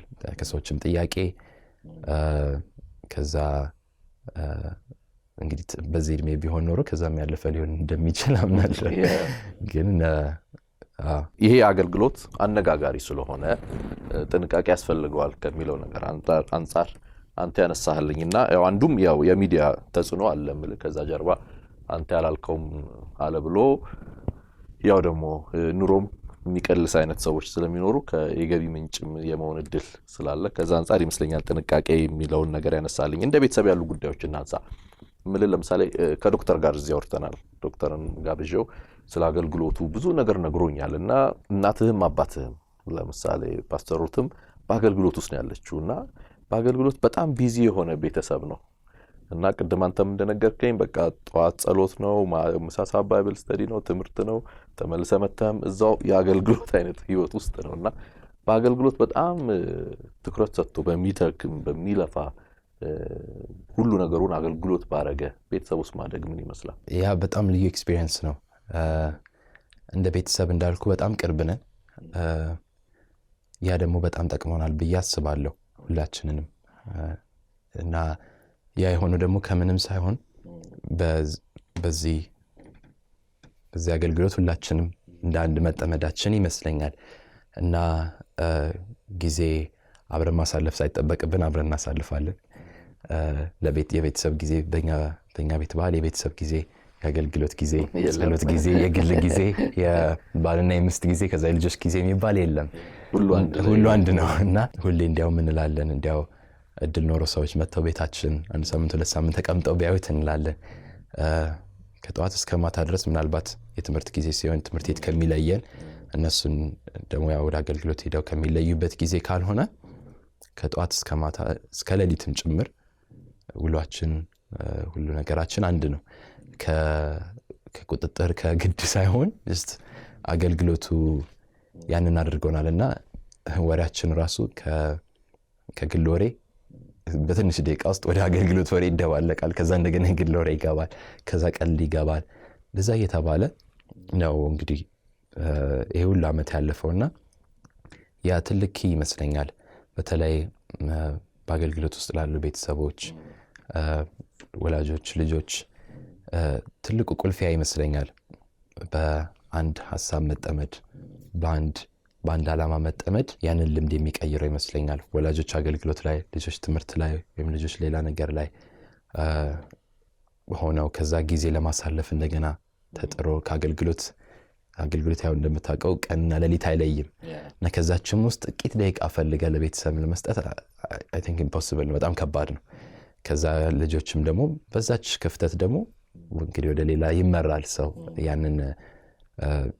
ያንን ጊዜ ቤተሰብ ካልሰጠው፣ ያንን አክብሮት ቤተሰብ ካልሰጠው፣ ያን ቦታ ለልጅ ቤተሰብ ካልሰጠው ሌላ ይወስደዋል። ያንን ደግሞ የሚጠብቅ ስላለ ከፍቶ ሌላ ይወስደዋልና ትልቁ ግን በረከት ብዬ ማስበው በዛ አብሮ መጠመድ ነው። እና ቦሪንግ አይደለም በወጣቶች ቋንቋ እንትንብል ማለት ይሄ ማለት ከወላጆች ሳይድ የሚጠብቀው ኮሚትመንት ራስን እንደ ልጅ ማድረግ ነው። ይሄ ማለት እኛ ከወላጆቻችን ጋር ለመዋል እንደ ትልቅ ሰው አይደለም የምንውለው፣ እንደኛው ነው የምንሆነው። ማለት አብረን እንጫወታለን፣ ፓስተርና እኔ አብረን ስፖርት እንሰራለን። ለምሳሌ አብረን እንሮጣለን፣ አብረን ነገር እናደርጋለን፣ ብዙ ሆቢ ኢንጆይ እናደርጋለን። ተመሳሳይ ብዙም ነገር ስላለን ከዛም እንደዚሁ ቤት ብዙ ጊዜ ፓስተር ቤት ይሰራል፣ ትምህርቶችን ያዘጋጃል፣ መጽሐፍትን ይጽፋል፣ ብዙ ነገር ቤቱን ያዘጋጃልና እኔ አብሬ ቤቱን ይውላለሁ። ምግብ እናዘጋጃለን። ቀንም እኔ ትምህርቴንም ሳጠና እሱ መጽሐፉንም ሲጽፍ አብረን እንላለን። ከዛ ምግብ አብረን እናዘጋጃለን፣ አብረን እንጫወታለን። ዴቭ ደግሞ በጣም ጎበዝ ነው በብዙ ቴክኒካል ነገር፣ በሳውንድ፣ በሙዚቃ፣ በብዙ ነገር በጣም ጎበዝ ነው ታናሽ ወንድሜና እሱ ደግሞ በዛ ምክንያት ቸርች እንዲውል ይገደዳል ከትምህርት ውጭ ያለውን ጊዜ። ቸርች ደግሞ ፓስተር ትውላለች ማሚ ማለት ነው። በዛ ምክንያት በቃ አንድ ላይ ኦፊስም እዚህም እዛም ሲባል ቀኑን ሙሉ አብረን ያሳልፋሉ። ማታ እንደ ቤተሰብ የምንገናኝበት ጊዜ ይመጣል፣ አብረን እንገናኛለን። ከዛ እስከ ምሽት እስከሆነ ሰዓት ድረስ ጊዜ ይሄዳልና ያ ትልቅ በረከት ትልቅ ጆይ ሰጥቶናል፣ ትልቅ ደስታን እንደ ቤተሰብ። በህይወት ውስጥ እንደ ቤተሰብ የሚታለፉ ተግዳሮቶች ሊኖሩ ይችላሉ። ለሰዎች ተስፋ መስጠት አለብን ብዬ ስለማስብ ነው። ተስፋ የሌለው ነገር ብቻ እንዳይሆን ተስፋ ያለው ነገር እንዳለ ሰዎች በህይወታቸው ውስጥ እንዲቀበሉ ከማድረግ አንጻር ለምሳሌ አሁን እንደ ኦሾ አይነት ሰዎችን ስታነሳ አባቶቻቸው በቤተ ክርስቲያን አገልጋዮች ወይ መጋቢዎች እንደነበሩ አንዳንድ ታሪኮችን ትሰማለህ። ትልልቅ ፈላስፋዎች ያሉት መካከል እግዚአብሔርን እንኳን እስኪጠይቁ የደረሱበት እና ታሪካቸው መካከል ስታይ የምትመለከተው የኑሮ ተግዳሮቱ አንዳንዱ ጥያቄዎቹ ሲመጣ ያ ነገር ከህይወት ልምምድም አንጻር ጥያቄ ከመጠየቅ አንጻር እግዚአብሔርን እስከ መጠየቅ የደረሰ ጉዞ ነው። መጨረሻ ፈላስፋነትም ያደረሳቸው አይነት ነገር ይነሳል። ግን እንደው ፈላስፎቹ ጥግም ባይደርሱ ቅድም እንዳነሳ ነው አገልግሎት የማይፈልጉ ወይም ደግሞ ቤተክርስቲያንንም የማይፈልጉ ሰዎች ይነሳሉና እንደ ልጅ ፍላጎት ይኖራቸዋል በኢኮኖሚ እንደው የሆነ ይሄ ነገር ቢገዛ ቢኖር የምትለው ነገር። ቤተሰብ ደግሞ በአገልግሎት ከመጠመዱ የተነሳ የሚያልፋቸው ቻሌንጆች ይኖራሉ። እነዛን ነገሮች ወይ ማሟላት ወይም ማድረግ የማይችልበት እና እነዚህን ጊዜዎች እንዴት አለፋችሁ? እነዚህን ስታይ አንተ ምን ምክር አለ? እንደ ቤተሰብ ሁሉንም ጊዜ ያለፍን ይመስለኛል። የማግኘትንም ጊዜ ይብኔ ማጣትንም ጊዜ የማጣቱን ከኛ የበለጠ እና ማሚ እና ፋዘር ያንን ኤክስፒሪየንስ ቢያደርጉትም ግን ደግሞ ያው የህይወታችን ፕሮግረስ አለ። ትልቁ እንደምለው ከልጅነት ጀምሮ ያደግንበት ጓደኝነት ነው እና እንግዳ አልሆነብንም። የሆነ ጊዜ መጣ ሳይሆን ስናድግም ጭምር ደስታ እንደ ቤተሰብ ደስታ ከመጀመሪያው ጀምሮ ሆኖ የተቀረጸብን አንድ ላይ ጊዜ ማሳለፍ፣ አንድ ላይ መሆናችን ያንዳችን ደስታ ነው፣ ያንዳችን ሆኖ ያደግ ነው እና ያ ሌላውን ሁሉ ነገር ያስረሳል ብዬ አምናለሁ። የሆነ ነገር ቢሟላ ባይሟላ ምርጫ ግን እንደ ቤተሰብ ምርጫችን የመጀመሪያው ፕራዮሪቲ አንድ እግዚአብሔርን ማክበርና ከጌታ ፈቃድ ጋር መስማማት ነው። ሁለተኛው ፕራዮሪቲያችን ግን በሁሉም ውሳኔያችን አብረ መሆናችን ነው። ያ ማለት አቅም እስከፈቀደ ድረስ ሁኔታዎች እስከፈቀዱ ድረስ ጉዞ ቢሆን ወይም ውሳኔ የአገልግሎት ውሳኔ ቢሆን ገጥሞን አያውቅም እንጂ ኢቭን ቦታ መቀየርም ቢሆን ከተማ ወይም የአገልግሎት ሁኔታ ሁሉንም መቀየር ቢሆን እንደ ቤተሰብ የመጀመሪያው የምናውቀው ውሳኔ የመጀመሪያው ጥያቄያችን አንድ ላይ መሆን አለብን የምትለው ናት። ያ ደግሞ የሌላውን መኖር አለመኖር ያስረሳዋል። ከዛ በኋላ ግን ባለፈ ግን እንዳልኩ የኃላፊነት እድሜ ሲመጣ ግን ምርጫ ይሆናል።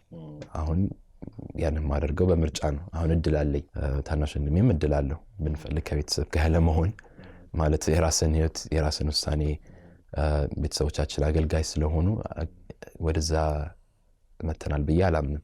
በቀደሙት በአርሊ ጊዜያችን እውነት ነው ቤተሰብ መንገድ ማሳየት አለበት። ያ መከልከልንም ቢሆን ቅጣትንም ጭምር ቢሆን ይሄ ይሆናል፣ ይሄን አትሆንም፣ ይሄን ማድረግ አለብህ፣ ይሄን አታደርግም ብሎ ቤተሰብ ማስገደድ ያለበት ጊዜ አለ ብዬ አምናለሁ። ያ ጊዜ በእኔም በታናሽ ወንድሜም ጊዜ ነበረ። ልጅ እንደምታውቀው ውሳኔውን አያውቅምና የሆነ ጊዜውን ነገር መሆን የፈለግኩበት ጊዜ ነበረ። እዛ የሆነ ጊዜ ቀየርኩባቸው ጊዜዎች አሉ። እዛ ግን ኦኬ አይሆንም የተባልንባቸው ጊዜዎች አሉ። በደንብ ወደ መስመር እስክንገባ ድረስ የተስተካከልንባቸው ጊዜዎች አሉ። ማስታወሰው ግን እንዳልኩ ቅድም 13 ዓመታችን ሆነ። ከዛ በኋላ ወደዚህ ኃላፊነት መጣን። ሁሌ ፋዘር የሚለን ነገር አለ። ይሄን መሆን እፈልጋለሁ ተነስቼ ብለው ዛሬ ፋዘርን ምርጫ ነው የሚለኝ። ከዛ ጀምሮ በጣም የሚገርመው እና አገልጋይ መሆን እፈልጋለሁ ያልኩት እሱ ስላለኝ ሳይሆን ምርጫዬ ነው ብዬ ነው የነገርኩት። ይሄን ነው መሆን ፈልገው አገልጋይ ነው መሆን ፈልገው። ያ ደግሞ ይሄን ምርጫ ነው። ሁሌ ግን የሚለን ምንድነው እንደ አባት ኃላፊነት ስላለብኝ መደግፈው ነገር አለ፣ ማልደግፈው ነገር አለ። ለምሳሌ ዛሬ ተነስተ ይሄን ልሆን ብትልና ባልቀበለው እግዚአብሔር ፍቃድ አይደለም ብዬ ባምን ሰፖርት አላደረገህም ይለኛል። ታናሽ ወንድሜ የሚያንን ነው የሚለን። በዛ አልደግፍህም፣ ግን ደግሞ ምርጫ ነው፣ ህይወት ያንተ ናት። ከዛ ደግሞ አልፎ እግዚአብሔር ነው።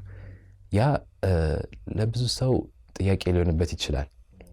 የመጀመሪያው ልጅን መንገድ ላይ የለቀኩት አይደለም ወይ ልንል እንችላለን። ግን እውነት ለመናገር ልጆች የእግዚአብሔር ስጦታ ናቸው። በኮንትሮል የሚያሸንፍ ሰው ተግዳሮትን አለ ብዬ አላምንም። በቁጥጥር ብቻ የሚያሸንፍ አለ ብዬ አላምንም። ኃላፊነት ግን ሰውን ይቀይረዋል። እና የመጀመሪያው እግዚአብሔርን ማመን። ልጆች ከኔ በላይ የእግዚአብሔር ናቸው። ከእግዚአብሔር ነው እንጂ ለኔ እንደ ስጦታ የተሰጠኝ እግዚአብሔር ናቸው። እና ስለቃቸው መለቃቸው ወደ ዓለም ሳይሆን ኃላፊነት ሰጥቼ ሳወጣቸው መለቃቸው ወደ ዓለም ወደ ሌላው ሳይሆን ወደ እግዚአብሔር ነው መለቃቸው። ፈጥሮ በኃላፊነት ለኔ ለሰጠኝ ለእግዚአብሔር ነው መልሼ የምሰጣቸው ብሎ ማመን ይመስለኛል። ከዛ በኋላ ግን እግዚአብሔር ደግሞ ፈቃድ አለው። መልቼስ በሰው ህይወት ውስጥ መፈለግና ማድረግን የሚሰራ ይላል መጽሐፍ ቅዱስ ሲናገር። እግዚአብሔርን መፈለግ በሰው ውስጥ ማንም አምጥቶ አያስቀምጠውም። በልጅ ልብ ውስጥ በተለይ ደግሞ በልጅ ልብ ውስጥ አምጥተህ እግዚአብሔርን መፈለግ አታስቀምጠውም፣ እግዚአብሔር እስካልሰጠ ድረስ። እና ጌታን አምኖ አንዳንዴ ቻሌንጅም ቢሆን ማበረታታት መፈልገው ባይመስልም ለጊዜው ጌታ ማመን ነው። ከዛ እግዚአብሔር ያንን በጊዜው ይሰጣል ብዬ አምናለሁ። የሆነ ጊዜ ላይ የሆነ ነገር ለመሆን የፈለኩበት ከዛ ደግሞ በምክር የተስተካከልኩበት እያልክ አንዳንዴ የነገርከኝ ነገር አለና ይሄ የማንነት ቀውስ ነገር የአይደንቲቲ ቀውስ የመሆን ብቻ ሳይሆን ከማንነትም አንጻር እኔ ማንነኝ የሚሉ የማንነታዊ ጉዳዮችም ራሱ በዛ እድሜ ላይ ብዙ ወጣቶች በተለይ 18 እስኪደርሱ ድረስ በተለይ ይሄ ብዙ የሚጠይቁበት ይመስለኛል እዛ ነገር ውስጥና እሱን አስመልክቶ መልእክት እንድናነሳ ነው። ምንድነው የሚገፋቸው ከወጣቶች ውስጥ ከወላጆች ውስጥ የሚጠበቀው በዚህ ወቅት ላይ ምንድነው? ትልቁ አይ ቲንክ የመሆን ፍላጎት በሁላችንም ውስጥ አለ። ማለት ታላቅ የመሆን ወይም ተቀባይነት የማግኘት የዛ ፍላጎት በሰው ውስጥ አለ፣ በሁላችንም ውስጥ የማንክደው። ሁሉም ሰው መወደድን ይፈልጋል። ሁሉም ሰው በህይወቱ አንድ ነገር ማድረግ ትርጉም ያለውን ነገር ማድረግ ይፈልጋል። ያ ደግሞ በወጣትነት ጊዜ ነው ከምንም ጊዜ በላይ የሚመጣው። እና ቤተሰብ ያንን አምኖ ያንን አውቆ እግዚአብሔር ተናገራቸው ይኖራል። ከዛ በፊት በእግዚአብሔር ቃል የሚረዱት ይኖራል። ያንን አፈርም ካላደረገው ለምሳሌ ቅድም ስልህ የ13 ዓመት የበረከት ቃል ላይ በግልጽ የተቀመጣለ በሚያዩክ በሚሰሙ ሁሉ ፊት የረፍትና የበረከት ምክንያት ሁን የሚል አለ። ያንን ዝም ብሎ አይደለም ማለት ይሄ በረከቱ ቃል ዝም ብሎ የተነገረ አይደለም። ስሜ ብሩክም የተባለው ከዛ የተነሳ ነው። ከዛም በፊት ተወዳጅነት ነበረ፣ ተቀባይነት ነበረ። ትምህርት ቤት ልጅ እያለሁ በመማርበት ጊዜ በሰው ዘንድ መወደድ አለ። በጣም ብዙ ጓደኛ የነበረኝ ልጅ ነበርኩ። አስታውሳለሁ 3ኛ ክፍል 4ኛ ክፍል በጣም የታመምኩበት ጊዜ ነበር። በተለይ 3ኛ ክፍል መጨረሻ ላይ እጅግ በጣም የታመምኩበት ጊዜ ነበርና ማስታወሰው የትምህርት ቤቱ ክላስ በሙሉ መጥቶ ቤት ይጠይቀኝ ነበር እና እንደ ቤተሰብ ሁሌ ይናገሩት ነበር። ይሄን ልጅ እግዚአብሔር ተወዳጅነትን ሰጥቶታል፣ ተቀባይነትን ሰጥቶታል። እንደኔም ደግሞ እንደግል ይነግሩኝ ነበር። እግዚአብሔር አያ ብሩክ እንድትወደድ አድርገዋል፣ እንድትቀበል። ለዛ ነው ብሩክ ያልነ። ያ ጊዜው በመጣ ጊዜ ኦኬ በቃ እንትና ተቀበለኝ ራሴን ባወቅኩ ጊዜ ወይም ሰልፍ አዌርነሱ ሲመጣ እንትና ተቀበለኝ፣ ዛሬ እንትና እንዲህ አለኝ ብዬ እንዳልሄድ ያደርጋል። እግዚአብሔር ተቀባይነትን ሰጥቷል፣ የምንክደው አይደለም። እግዚአብሔር ተወዳጅነትን ሰጥቷል፣ የሰጠ ደግሞ ለዚህ ነው ተብሎ አፈርም ተደርጎ ስላደግኩ ተቀብለውት ስላደግኩ ተቀብዬው ስላደግኩ ጊዜው ሲመጣ ወደዛ አልተወሰደም። ለሌላው ደግሞ ይኖራል ብዙ የተሰጠ ለእያንዳንዱ ለታናሽ ወንድሜ ዴቭ ደግሞ በጣም በጣም ብዙ ሌላ ጊፍቶች አሉት ከኔ የተለየ እና ቤተሰብ ያንን ለልጆች ከነገራቸው አንተ ይህ ነህ ገዢነትን ካየባቸው ከልጅነት መሪነትን ካየባቸው አንተ መሪ ነህ፣ አንተ ገዢ ነህ፣ እግዚአብሔር እንድትገዛ እንድትመራ እንድታስተዳድር ጠርተዋል ወይም እንደዚህ ያ በልጅ ልብ ውስጥ ይቀረጻል እና የጥያቄ ጊዜ ሲመጣ ከዛ መቼም ፈቀቅ አትልም እና ሌላ ለባርነት አሳልፎ የሚሰጥ ነገር ቢመጣ ወይም ለትንሽነት አሳልፎ የሚሰጥ ነገር ቢመጣ እግዚአብሔር እንዲህ ብሎኛል፣ ወላጆቼ እንዲህ ብለውኛል፣ አባቴ እናቴ ይሄን ብለውኛል የሚለው ጥያቄ በመጣ ጊዜ ወይም በሁለት እግር መቆም ባቃተ ጊዜ ተመልሶ ያ ይመጣልና እኔንም ኢንካሬጅ ማድረግ የምፈልገው ቤተሰቦች ያንን በሏቸው። በልጅ ልብ ውስጥ ይቀረጻል እና ትርጉም አለው። በጠየቁ ጊዜ መልስ ለጥያቄያቸው ማንነኝ ለሚለው ጥያቄ መልስ ባጡ ጊዜ የነገሯቸው ቃል በእግዚአብሔር ቃል ደግሞ ያጸናችሁት በበረከት ቃል ደግሞ ያጸናችሁት ቃል መስመር በደንብ ያስይዛቸዋል። የዛኔ ሄልፕ ይሆናቸዋል። ወዶ አይደለም ያን የሚጠይቁት እና ግራ ገብቷቸው ነው ከብዷቸው ነው እና ክፉ ስለሆኑ አይደለም እርዳታ ነው በዛ ሰዓት የሚፈልጉት ግን ቃል እርዳታ ይሆናል። ቀጣይ ጉዞህ ምን ይመስላል? ምክንያቱም አሁን አንዳንዶቹ ነገሮች የምንጫወተው ከ10 ዓመት በፊት የነበሩ ናቸው 13 ዓመት ላይ የነበሩ ናቸው። አሁን ወደ 20 የመጠጋት እድል አለ። ስለዚህ እነዚህ ነገሮች ተቀርተው ከሆነ ዓመት በኋላ ደግሞ እንደገና ተገናኝተን እንጫወትባቸዋለን። ኦፍ ኮርስ መግቢያ ላይ ቃል ተገባብተናል ስትመረቅ ስለ ሚሽን በደንብ ቁም ነገር ያለው ነገር እንጫወታለን። ግን ቀጣይ ብሩክን የት ጋር እናገኘው? ትንቢታዊ ነገሩ ይቀጥላል? በዛ ነው የመሄድ ፍላጎቱ ወይስ ምን አይነት ነገር አለ? ቅድም እንዳልኩት እንደ ማንነትም እንደ ባህሪም ድሮም የነበርኩት ነኝ። ከዛ ወደ አገልግሎትም ወደዚህም ሲመጣ ያው ነው እና እግዚአብሔር በሰጠኝ አቅም እግዚአብሔር በሰጠኝ ጸጋ እንዲሁኝ መኖርን መቀጠልን እወዳለሁ። ከዛ ያለፈ ደግሞ መንፈሳዊ ስጦታዎችን የእግዚአብሔርን ኃይል ደግሞ በይበልጥ እግዚአብሔር በህይወቴ እንዲሰራ ፈልጋለሁ። እግዚአብሔር ደግሞ ያንን እንደሚያደርግ አምናለሁ። የዝግጅት ጊዜዎች ነበሩ። ከዛ ደግሞ እርሊ የነበሩ እግዚአብሔር የሰራቸው ነገሮች አሉ። እስካሁን እየሰራ ያለው ነገር አለ እና በሚመጣው ጊዜ ደግሞ እግዚአብሔር ያንን የበለጠ በክብሩ በኃይሉ እንደሚሰራ አምናለሁ። ከዛ ባለፈ ግን ወደ ኃላፊነት ወደሚለው ግን ስንመጣ የእግዚአብሔር ስጦታ አለ፣ መንፈሳዊ ስጦታዎች አሉ፣ የእግዚአብሔር ኃይል እንቅስቃሴ አለ። ከዛ ባለፈ ደግሞ እግዚአብሔር ብዙ የተናገራቸው ነገሮች አሉ። ቅድም እንዳልኩ ቅድም ያነበብነው አለ በ2007 ዓመተ ምህረት ቅድም ያነበብኩት ላይ ታስታውስ ከነበረ የጠራሁ እነዚህን ወንጌል እንድትመሰክርላቸው ነው ይላልና ከዛ ጊዜ ጀምሮ በልቤ የተቀረጸ አለ። እግዚአብሔርን ማሳቢያ ነው ብዬ አምናለሁ እና ያን ደግሞ በተከታታይ በተደጋጋሚ በብዙ እግዚአብሔር መንገዱን አሳይቶናል እና እንደ ወንድም በእግዚአብሔር ቤት ውስጥ ከወንድሞች ከእህቶች ጋር በዚሁ ባህሪ ከዛ ደግሞ አልፎ ደግሞ እንደ እግዚአብሔር አገልጋይ ደግሞ ከዚህ በበለጠ በእግዚአብሔር ጸጋ መንፈሳዊ ስጦታዎች ማገልገል እመኛለሁ። ከሁሉ ግን ደግሞ በበለጠ የክርስቶስን ወንጌል እስካለው ድረስ እስከ ኖርኩበት ጊዜ ድረስ እንዳልኩት እግዚአብሔር ለምን ወደዚህ በዚህ እድሜ እንዳመጣኝ አላቅም ብያለሁና መቼም እንደሚወስደን አናቅም እና ሌላው ድሪም ሌላ ነገር በህይወቴ ምንም የለም። ዝም ብዬ ሳይሆን ይህን የምለው እውነት ከልብ ለመናገር ሌላ መሆን የምፈልገው ማየት የምፈልገው ነገር የለም። ቢሆን ነገሮች ሲሆኑ በቃ ቤተሰቤ ሰላም ቢሆን ደስ ይለኛል። ቤተሰቤ በጤና ቢጠበቅ ከዛ ወዳጆቻችንን ሁሉ የቅዱሳንን የቤተ ክርስቲያንን የሀገርን መልካም ማየት እወዳለሁ። ከዛ ያለፈ ግን በግሌ ይሄን መሆን እዚህ ቦታ መድረስ እዚህ ደረጃ መድረስ በጊዜው ሁሉም ይሆናል ብዬ አምናለሁ። ግን ይሄንን መሆን እና ይሄ ቢኖርም ብዬ የምመኘው የለም። ግን ጌታን አገልግዬው እና ይሄን ወንጌል አገልግዬ አርሊም ቢሆን ሌትም ቢሆን ወይም ደግሞ ሜዴጅም ላይ ቢሆን በ20ዎችም ቢሆን በ30ዎችም በ40ዎችም ወይ ጌታ መጥቶ ወይ ደግሞ እኔ ሄጄ ይሄ ስቶሪ ቢያልቅ ደስ ይለኛል። እግዚአብሔር ጅማሬውን መልካም አድርጎታል። በጣም ውብ ነው። እውነት ለመናገር የግሌን ታሪክ ወደኋላ ተመልሼ ሳየው ከኔ የሆነ ስላልሆነ ደግሞ ያን የምታውቀው ደግሞ በጣም በእርሊ ኤጅ ነው የሆነው እና እግዚአብሔር መልካም አድርጎ ነው የጻፈው እስካሁንና ቻሌንጅ አይኖርም ማለት አይደለም፣ መከራ አይኖርም ማለት አይደለም። ግን ደግሞ እስከ መጨረሻው መልካም አድርጎ አጭርም ይሁን ረጅም ይሁን ያንን ክሎዝ እንደሚያደርገው አምናለሁ። ወንጌልን አገለግላለሁ። ከዛ ባለፈ ግን ወንድም ሆኜ ልክ እንደዚሁ እንደሳኩ እንደዚህ እንደተደሰትኩ ማለት ደስ ይለኛል። መልእክት አለ በአንተ እድሜ ላሉ ለወጣቶች? ምክንያቱም 18ም 20ዎቹ ጅማሬም ላይ ያሉት አንተ አካባቢ ናቸው እያስባለሁ። ተመሳሳይ ነገር ነው የምትጋሩት። አሁን ቴክኖሎጂም ሁሉም ነገር የናንተ ነውና ምን መልእክት አለ ለወጣቶች? ከምንም ነገር በላይ ጥልቀቱ ስፋቱ ወርዶ የማይታወቅን እግዚአብሔርን ፍቅር ይላል አይደለ? ያንን መረዳት እኔ ህይወትን ይቀይራል ብዬ አምናለሁ። እንዳልኩት የጌታ ፍቅር በትንሽም በጭላንጭልም በህይወት የነበረበት ከዛ ደግሞ ያደገበት ጊዜ ነበረ።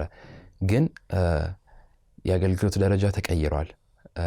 በፊት ማገለግልበት አሁን ማገለግልበት የተለያየ ነው። ከዛ ያለፈ የግል ሁኔታ ይቀየራል፣ ቁመት ይቀየራል፣ ሁሉ ነገር ይቀየራል። ግን እግዚአብሔርን መውደድ የሚባለው ግን በህይወት ዘመናችን ሁሉ ጋይድ የሚያደርገን ይመስለኛል። ያን ደግሞ እኛ በልባችን አምጥተን የምናስቀምጠው የምንፈጥረው ሳይሆን እግዚአብሔር የሚሰጠን ነው። ማንም እንዳይመካ በስራ አይደለም የሚለው መጽሐፍ ቅዱስ ላይ ያለው እውነት ነው። ያ በጣም እውነት ቃል ነው። ማለት እግዚአብሔርን ብንወደው እኛ ሳይሆን የወደድነው እሱ ነው ፍቅሩን በውስጣችን እንድንወደው የሚያስቀምጠውና እውነት ለመናገር እኔ ምንም ማለት አልችልም። እግዚአብሔር ነው የሚያውቀው። በቃ እግዚአብሔርን መውደድን የሚሰጠው እግዚአብሔር ነው። ግን ጭላንጭልም ብትሆን ትንሽም ብትሆን ለሁላችንም ሊለያይ ይችላል። ዛሬ ምናልባት ራሳችንን ኮሚት ማድረግ አቅቶን ሊሆን ይችላል።